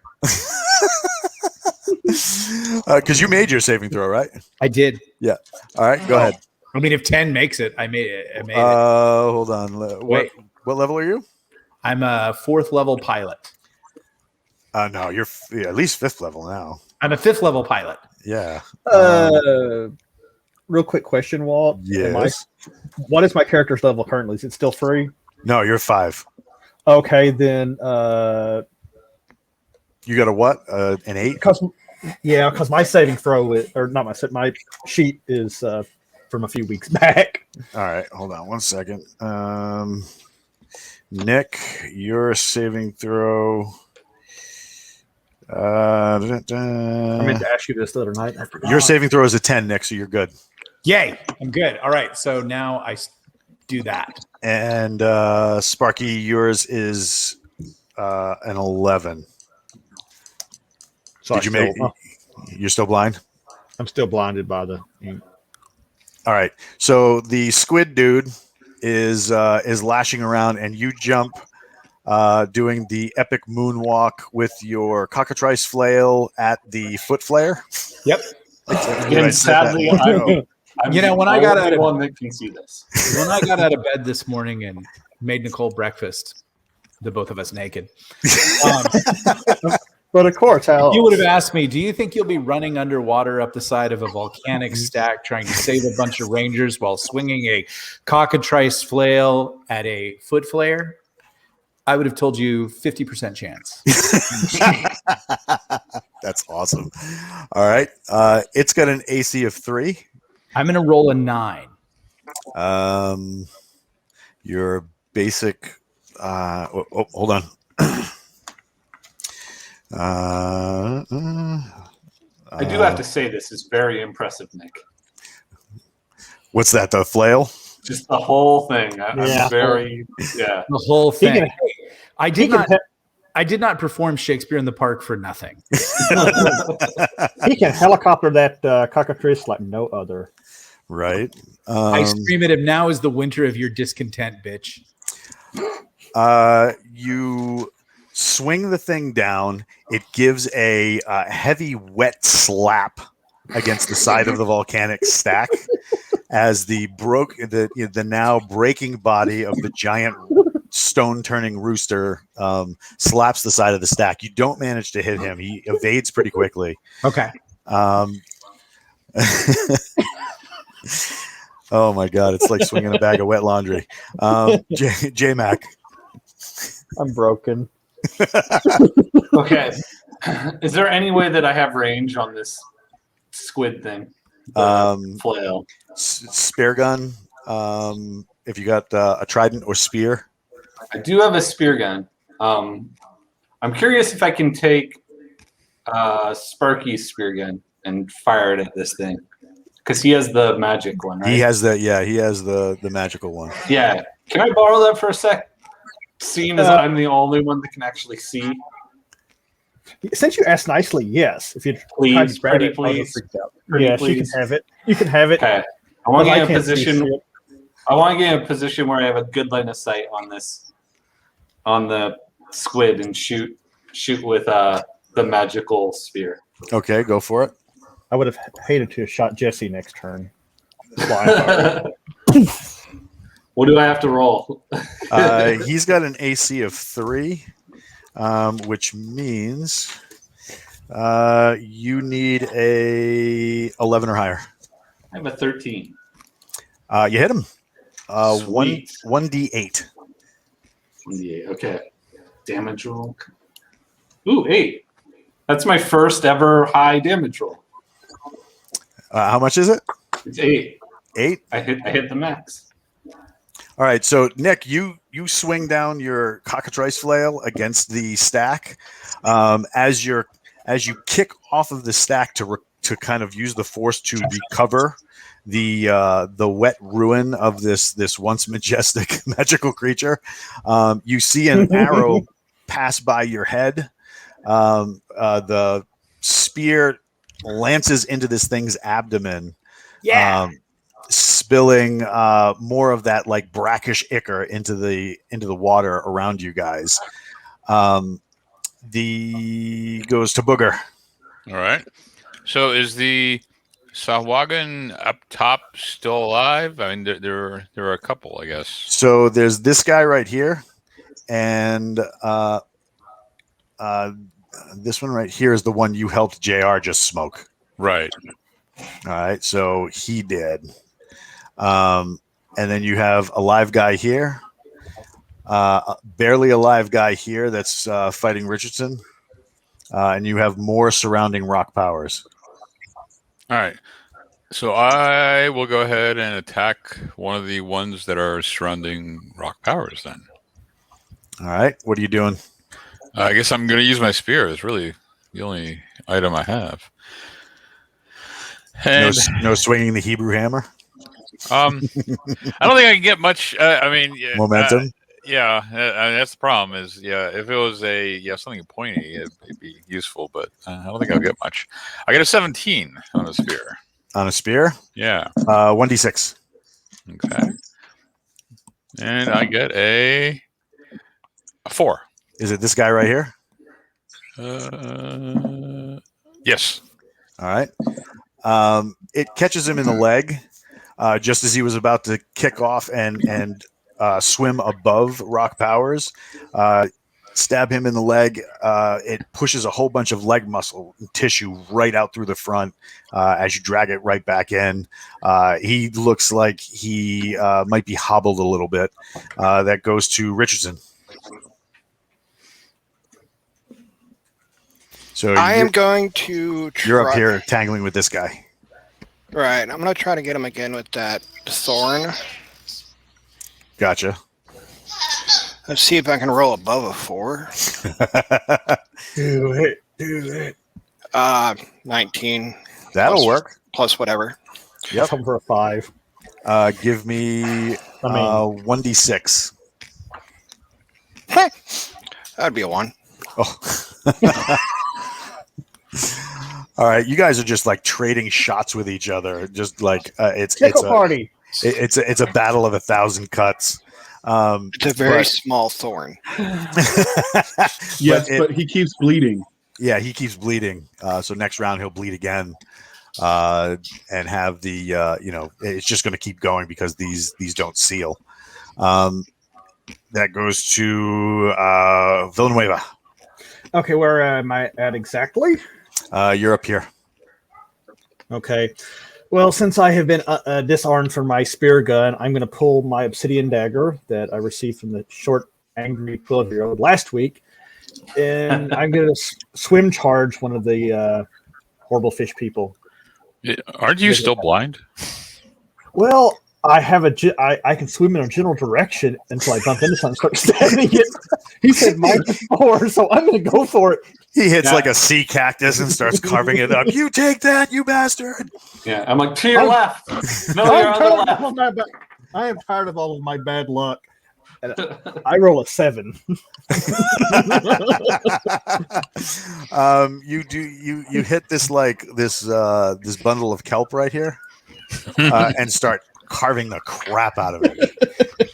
That thing is going to bleed forever. I'm tired of people making fun of the Air Force. Damn it. JR. So I am going to reach into my hip pouch. I'm going to pull out my last tree vial and chug that as I wade towards the enemy, knowing that the vial will kill me. Oh my goodness! So you pull out the Tree Titan potion? I do, because I can fight on underwater as if on land. Okay. Well, I need a dexterity roll because you were trying to open a potion flask underwater. Just do it near your mouth.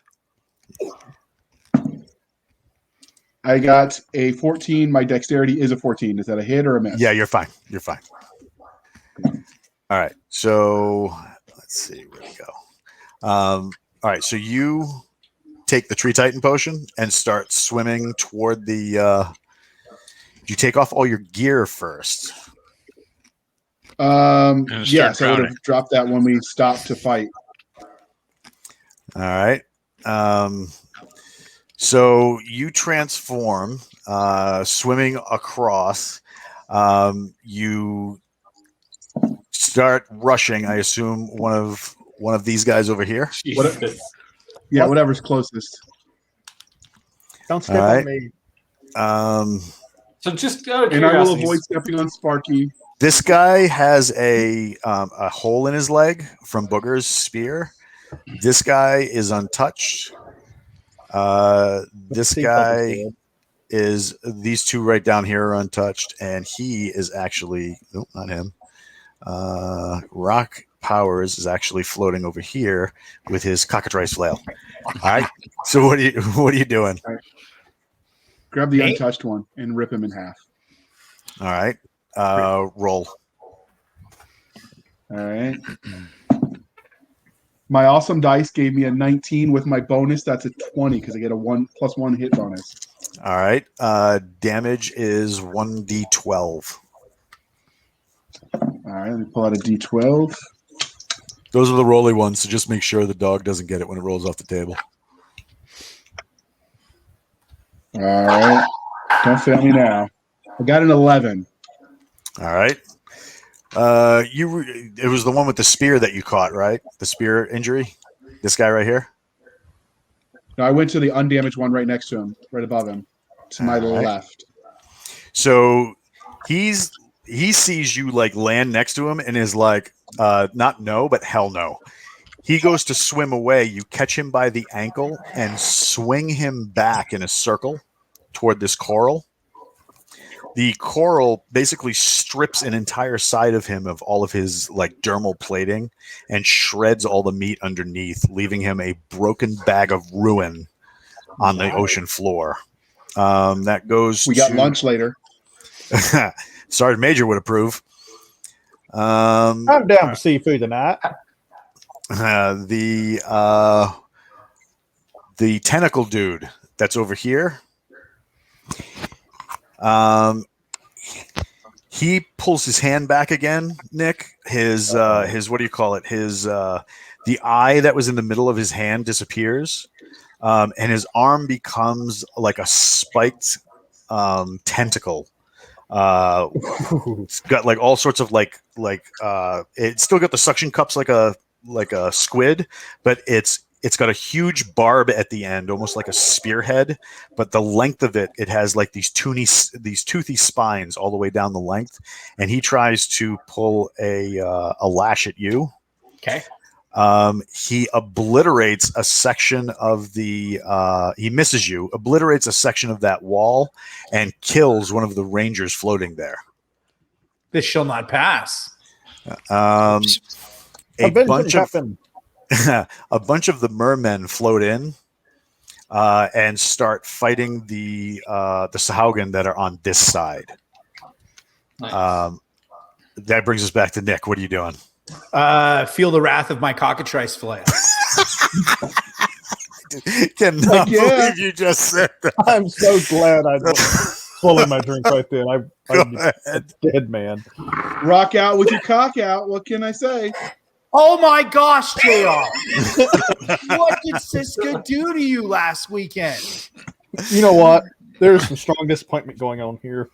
I want to know how much was left in that mini bar.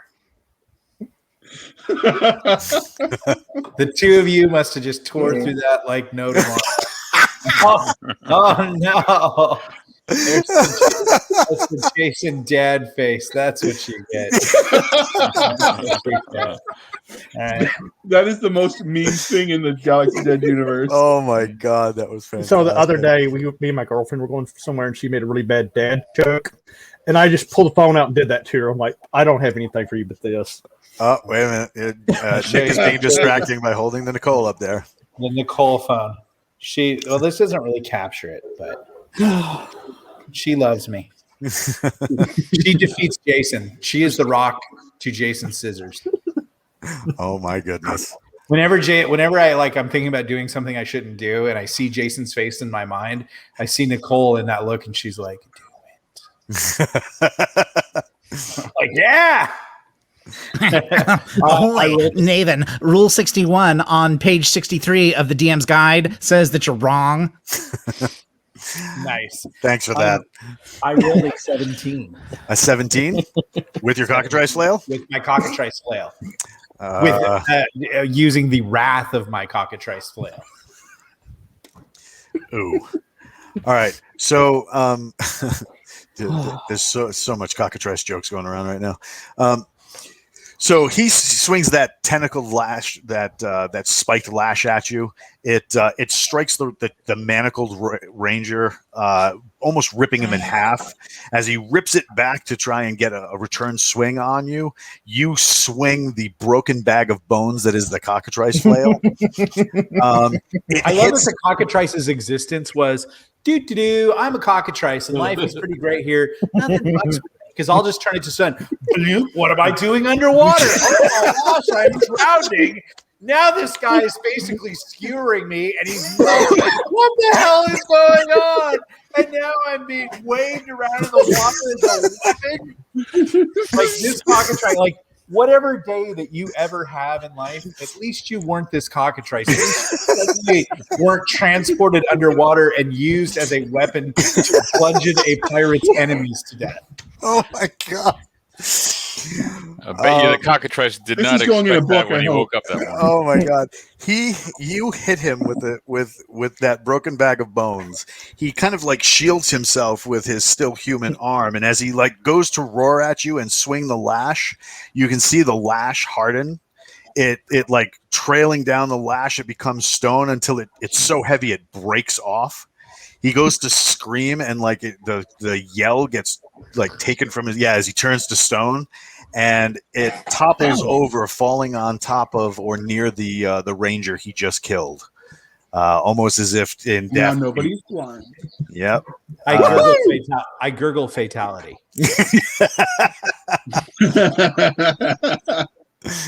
Then I look at the Rangers and I'm all, I have Mortal Kombat, bitches. J-Mac. Richardson has now made Jason's So the picture permanent. The upside down mind flare is dead, right? Yes. Okay. Foot flare. It's a foot flare. The foot flare is dead. I took it out with my cockatrice whip. Can I want to shoot one of the not uninjured whatever Saga thingies. Yep. Go ahead. I roll a natural 20. Oh. Whoa, yeah. With and I'm using the you're using his spear gun? Spear. Yeah. Yep. Oh. You get cool shit. My cool gun. All right. Well, this is the first 20 that somebody's rolled with this, so here we go.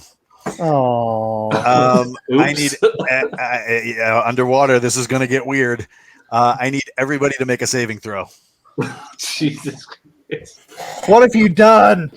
I just die now. With a 16. Nice. I did not make my saving throw. You don't need to. You're behind the effect. Okay. 16. All right. Jesse, what'd you get? I got a 12. I'm good. Okay. JR? A 1. Man, I do so much damage to JR. Booger, what'd you get? I got a 12, which is, I think, equal. Yep, you make it. Yeah. All right, so the only one who didn't make it is JR and the Rangers who are chained down on the what do you call it? They did not save. They didn't save. Oh crap! The ones in the ones you guys look over, and while you've been fighting, your shadow bro has freed the rangers that were in the cages, and it looks like he was going to start freeing the ones that were chained to the platform. But then this happened. So you pull the trigger, and that thing impales the what do you call it? The Sahaugen, right? Yeah. There's an explosion that treats him as like the point of impact and blows the water away from everybody. So you guys land on the ocean floor, fish, plants, like all sorts of stuff, like just hit the sea bottom. There's a huge funnel that forms and blast the water straight up in like a 100-foot column of water where you guys are in the eye of like the tornado. That's how you D&D. And then it reverses direction. There's like this sound of like an impending doom when you're standing watching a tidal wave coming in. The water slams down, crushing the Haugen and the trapped rangers. Everybody who did not make their saving, if you made your saving throw, you managed to get to the outsides of the effect. And when the water came in, it just kind of like filled in around you so that you weren't crushed. If you didn't make the effect, you took 13 points of damage. It kills the Sahaugen that are still there, breaking them in half and just shattering them into pieces. And then after a moment, all that like tumultuous like craziness from the water exploding back kind of settles down, and like like everybody's like, what the, and you just got like that stray fish that like swims through and is like, sorry, excuse me, sorry. But everything starts to revert back as you look around at like the shattered, their homes are shattered. People are like floating in various forms of injury. The merman saw it coming and was like, oh, it's that one, and they dove back into the water. So what you're saying is Crowley was the tornado to their trailer park. Yes. JR, how bad were you hurt? I guess I was the mobile home. I'm down to 3. You're a tree, though. You'll be fine. Not the first time in life that JR has been hit by a tornado. It happened last weekend. Some of those tornadoes may have been Dependas.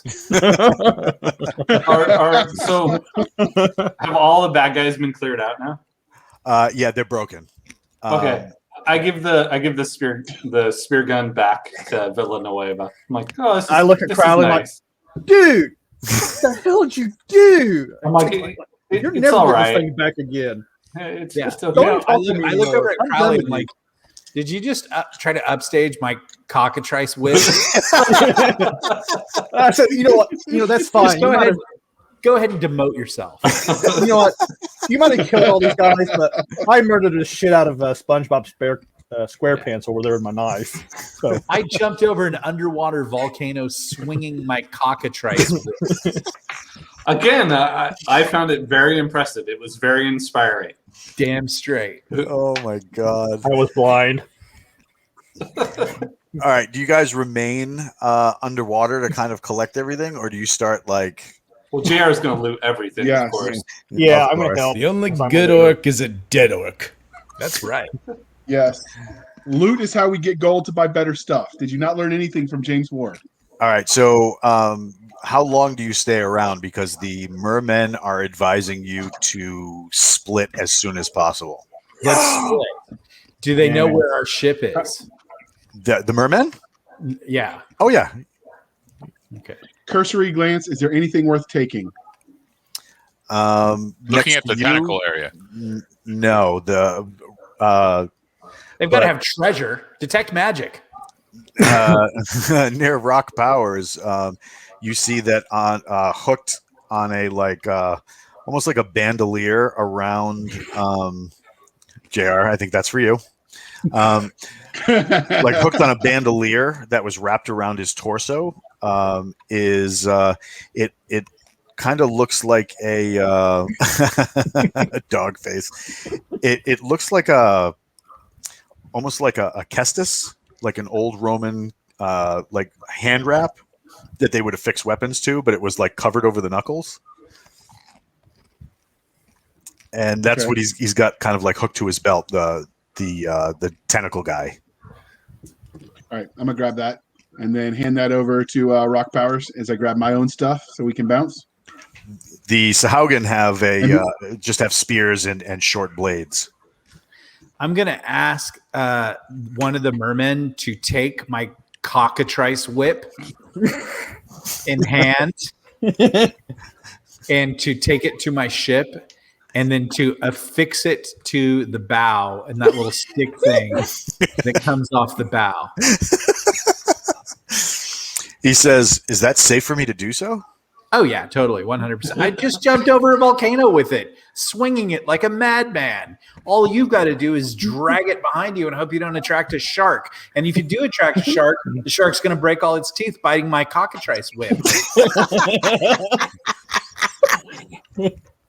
That did not just happen. Oh my god! Oh, so many jokes I'm not making now. So As long as he doesn't swallow it whole. I want you to hang my cockatrice whip from the bow. So he takes the line, kind of like, These people are weird. There you go. And where do you guys go? Do you go back to that shore? I think we go to the Osprey. We just start swimming for the Osprey. All right, so you're going to swim out of there. You guys are we're done. I think that I think that if there are any living Sahagin, they've learned their lesson. Yep, don't give Crowley a spear gun. So I grab my gear and the swords and spears, and we bounce. Okay. I swim. And because the audience, we did a prediction on whether using it would let them know what the magic dagger does. Did I find anything out? So we can close that vote. JR, I think that's for you. What happens if Rock Powers puts his cockatrice flail in a bag of holding? I mean, it's not a blade, a sword. So yeah, it's not a Verpal sword, but it's got a beak. Well, I mean, what you have to do is this is fun because D&D, I think when you look at it, there's a lot of fudge room to kind of figure things out. So, okay, so what is a bag of holding? Science guy, Booger, Rothman, what is a bag of holding in science? And don't say quantum. No such thing as a bag of holding. So I take a step back and go, I'm done with the whole Vorpal blade and the bag of holding thing. Okay, well, theoretically, it's a pocket universe, right? Yes. Sure. Like MIB, yes. Yeah, like the Men in Black, they had the little crystal that had the universe in it. Is there oxygen in there? If we go that it's the universe, you would think that, yes, there would be. Why would there be oxygen? There's no plants, nothing to generate oxygen. Microscope. 20 minutes later. I love how you didn't want to play, but now you're playing. well, I put myself in the Men in Black, movie genre. I'm going, okay, well, why not? What I think of it more like is it's a stasis field, like a Romulan stasis field. So there's no oxygen or anything. Like anything that goes in there is just static because you can put potions and coins and everything like that in there. So it's static. It's a stasis field. So if you put a cockatrice into a bag of holding, a cockatrice touches anything it touches turns to stone. Well, since there's no oxygen in there and the pocket universe is actually matter of some sort, the cockatrice would turn everything in that pocket universe to stone. That's what I would think. Including the bag it's in. We can try. Let's try. One way to find out. There would probably be no explosion the ones that because you're not piercing anything. But if you really wanted to, if you were James M. Ward and you were trying to think, how could I screw everybody by doing something completely normal? Here's what would happen. but haven't people been put into bags of holding? No, corpses. only dead people, corpses. So here's what would happen if you put a cockatrice into a bag of holding. This is my theory. You would create an object that has all the weight in the entire universe, and it would go like it would basically become a black hole. That's what would happen, because it would be the heaviest thing inside that singularity. I think we should find out. Yeah. Let's create a minor black hole. We gotta get a A bag of black holing. I mean, Whoa! And I did see that movie it was 1 star down. The best total party kills are the ones that are self-inflicted. So let's do this. Let's see what happens. If it kills all of us, it's good entertainment. I think, my theory is, and we may need it. Like, say we fight a dragon or something like that, we need to destroy it. We take the bag of holding and we throw the cockatrice in there and create a black hole. So it's like a doomsday weapon on our side. Now all you need is the bag of holding. So you guys swim totally out and head toward the side of the other island where your what do you call it? Where your osprey is waiting. Yes. Or whirlybird. All right. So you guys climb the cliffs. You got rangers that have set up a security element, and are kind of guarding everything for you guys to show up. Yeah, we'd have more rangers if Crowley hadn't killed them all. Dude's never getting my spirit gun again. I'm just too good. It's a problem. All right, so you guys mount the what do you call it? The osprey. Where are you going to fly to? Well, now we're going to link up with the boat to take the forge, because now we have our rangers. Yeah. All right. Some of them anyway. You got about almost 30 people, which is not going to fit like everybody with what you got into an osprey. So you're gonna have to make trips. Okay.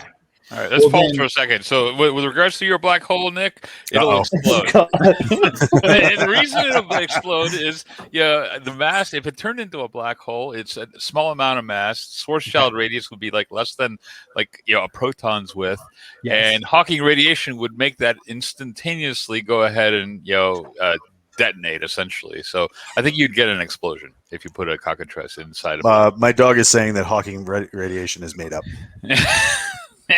I like that. I see. You played. You had fun. So if we get a bag of holding and we keep the cockatrice whip, it feels like we've at least got a small tack nuke. Yeah. Okay. I think it's bigger than a tack nuke, right? If you get, how heavy is a cockatrice? I guess it is. How big is your bag of holding? If it's like a pocketbook of holding, but your cockatrice whip is huge, and it doesn't fit, and the cockatrice only goes in just a little way. Let's say it's like a big cavernous chest of holding, and the cockatrice whip is like, hey. I don't know. Any type of holding. All right, so you get on the ship. Do you automatically make a run for the forge? I think what we'll do, since you said we have to haul people in groups, I think maybe now is the time to commandeer that fortress then as a base. All right. So you're going back because how effective are most of the rangers right now? Not very. So what we should do is take that one fort that does everybody know which one we're talking about? The fort. So there's two places that you guys have kind of dominated and taken control. There's the one where you initially got cannons and you had to fight all those undead. Yeah. And the other place actually had barracks and stuff. Yeah. Okay, well, let's take that place then, the barracks place, and then we'll drop everybody off. The rangers there, and they can secure that area. We'll put the first sergeant in charge, and then we'll take the osprey back to link up and grab the forge. All right. So which place are you going? Are you going to the place with the holographic gnomes, or are you going to the place with where you cleared out the undead and fought the voodoo dwarves? The holographic gnomes. Gotcha. So just so that you know, that is an entire island swarming with undead. Wait a minute. What about the one where we got all of the flaming oil and stuff like that? That had barracks as well. Yes. And it's empty. Mm-hmm. Then we'll go there. All right. But just keep in mind, that is also back in North America. No, we won't. I was going to say that one's way back, right? Yeah. Let's go to the undead island. because undead are in a certain way kind of like a good neighborhood watch. Yeah. I agree. And J-Mac needs friends. Yeah, we can go back and talk to the Hydra guy that the murder gnome and I pissed off last week. Yep. Are we And- picking up Lamb and Matt Damon? Well, they're on the boat. Oh, okay. So, They're enjoying some all right. fun. So you guys anchor out in the bay on Break Death Island, Yes. and take control. So you fly everybody into the broken castle, and then I assume you guys start clearing it out. Yes. Now, here's what we'll ask for next session. Okay. Do you want to actually go through that and clear it out? Yes. Or do you want to like play clearing it out, or do you want to do it as like a side thing where you guys like let me know what you're doing? And No, we want to play clearing it out. all right, so Dungeon Yeah. crawl. Yeah. all right, because you only actually investigated one side of that place. No, we should clear the whole thing out, and we should establish where my throne room would be. Right, because like your throne room, right? So Porcelain frog? when you whoops, wrong button. There we go. All right, so when you guys went in there, right, you only cleared out this side. Yeah, we'll clear There's out the rest. We'll A clear whole out nother side on this side. And are you are you going to start engineering that stuff? So where you building the walls back up, closing things off, stuff like that? I would say so. Yeah, but I'm going to leave that to our engineer. I just do pirate stuff. Gotcha. I mean, if the engineer doesn't want to, or anybody wants to take over, but building isn't my jam. Pirating, if anybody needs pirating or cockatrice whipping, you need, to get cockatrice whipping. You need me to slap you around with my cockatrice, let me know. All right. So Nick, that's actually a brilliant idea. You line the thing with just wood, and then you touch it with your cockatrice whip, and you've got instant rebuilt stone fortifications. That's true. I don't think wood would do it there. You'd probably have need to to put bodies stack there? Not hard bodies. enough. Well, that could be the cool is we could stick a bunch of bodies in there and then turn them all to stone, and then it's all gory looking. Kind of like the wall in 300. It's all like Skeletor's castle. All right. You So should get into interior design. You know what? When I was a little kid, I really was into interior design, but I wasn't gay or anything. And then one time I was passing by, and there was this dollhouse, and I said to my dad, I said, "I'd like to get that dollhouse and kind of paint it." And he looked at me and goes, "What the fuck is wrong with you?" He like bought me a 22 rifle, and then I gave up interior design. Man up, child. yeah. The 60s, 70s, and 80s were weird for parenting. Yeah. 70s dads were awesome because they'd say that kind of stuff. They just look at you and go, "What the fuck is wrong with you?" Not like now where you're like, "Now, okay, Michael Christopher Bryce, I'm not related on this level, and whatever you want." Like if I would have been a kid now, I'd be painting dollhouses. Watching Maybe. SpongeBob. Could be a good side hustle. I mean, back in the 70s, you would actually get gun safety classes in high school. You would hunter safety. Yeah. All right. So you guys take Right, the beach. You go back to the beach where you guys first landed the last time you were on Break Death Island, and you encountered the ghost, which eventually got ghosted. You land, establish a beachhead. Gwendolyn, your druid, who is also Booger's mentor, which sounds weird when you say it out loud. She establishes like a no dead zone, so that you guys can take the beach and set up a camp. It's kind of like bringing the dog in the house after it's rained. You're just gonna have to keep Matt Damon on a leash outside and blah blah blah. Yeah. So she sets that up, and then so first sergeant comes up to you, and he's like, "All right, so we got tents, we got cots, and you got your cock a trice." Yeah, I can't believe that thing worked too. Like that's really a thing here. Yeah, it's a thing here, and I'm good at it. Fantastic. All right. Well, listen, old man is resting. We're going to try and nurse him back to health. The plant lady gave him some like weird tea to put his ass to sleep. And just so that I got 30 men who've been down in a hold for like, a month and a half. We need to keep them away from anything remotely female. Hey, or male that looks like female, or what. So you know what I'm saying. I do. I also know that there are other rangers here which you need to talk to. He's like, wait, what?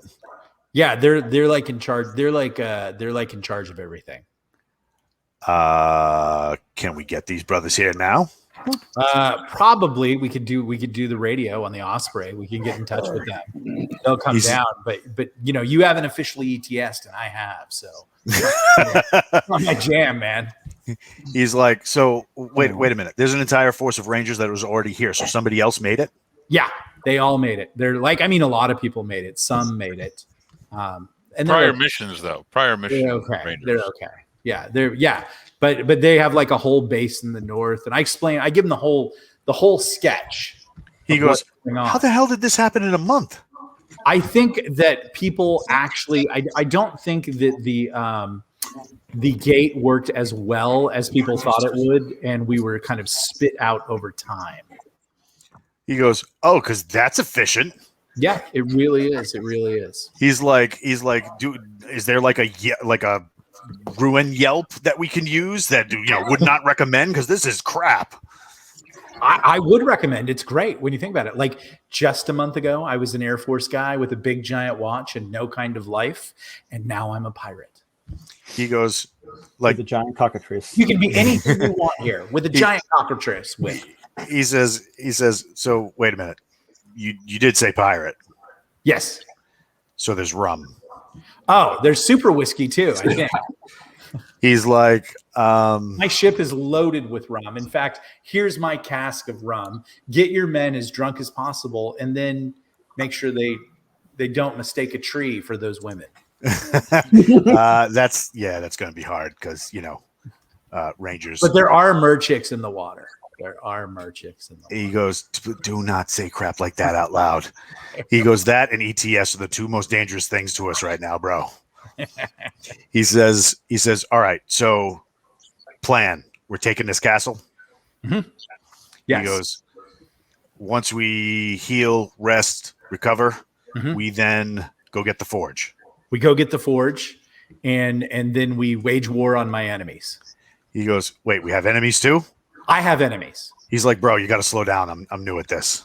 Yes. There's this guy, and I tell him all about the guy. And he needs to die badly. He is a high-value target, I think you guys say. He's like, all right, so we got a deep state dude who went native, yes, took over everything, and now is trying to do some hocus pocus to mess everybody up. Exactly. He's jamming everyone's chi. Oh, that is no bueno. Yeah, he needs to die. He goes, wait, one more thing. Okay. He's like, please tell me, along with the super whiskey, that we have the ability to make hamburgers. We can make hamburgers. You are now officially my favorite person. And that's where we'll cut it on Sci-Fi Writers playing old school D&D. Yeah! We want to thank everybody for coming out and letting us spin around our cockatrice. And we'll catch you next time. Don't forget to show up for D&D After Dark tonight at midnight Eastern Time. And also, if you were into the Galaxy's Edge universe, the Galaxy's Edge podcast, Insider Dark Ops Briefing goes on at 9 p.m. Eastern tonight. Thanks, guys. Really appreciate it. I guarantee that when Walt and his wife are having Indian food, he will be laughing and she'll be all, what? It's all about my huge cockatrice.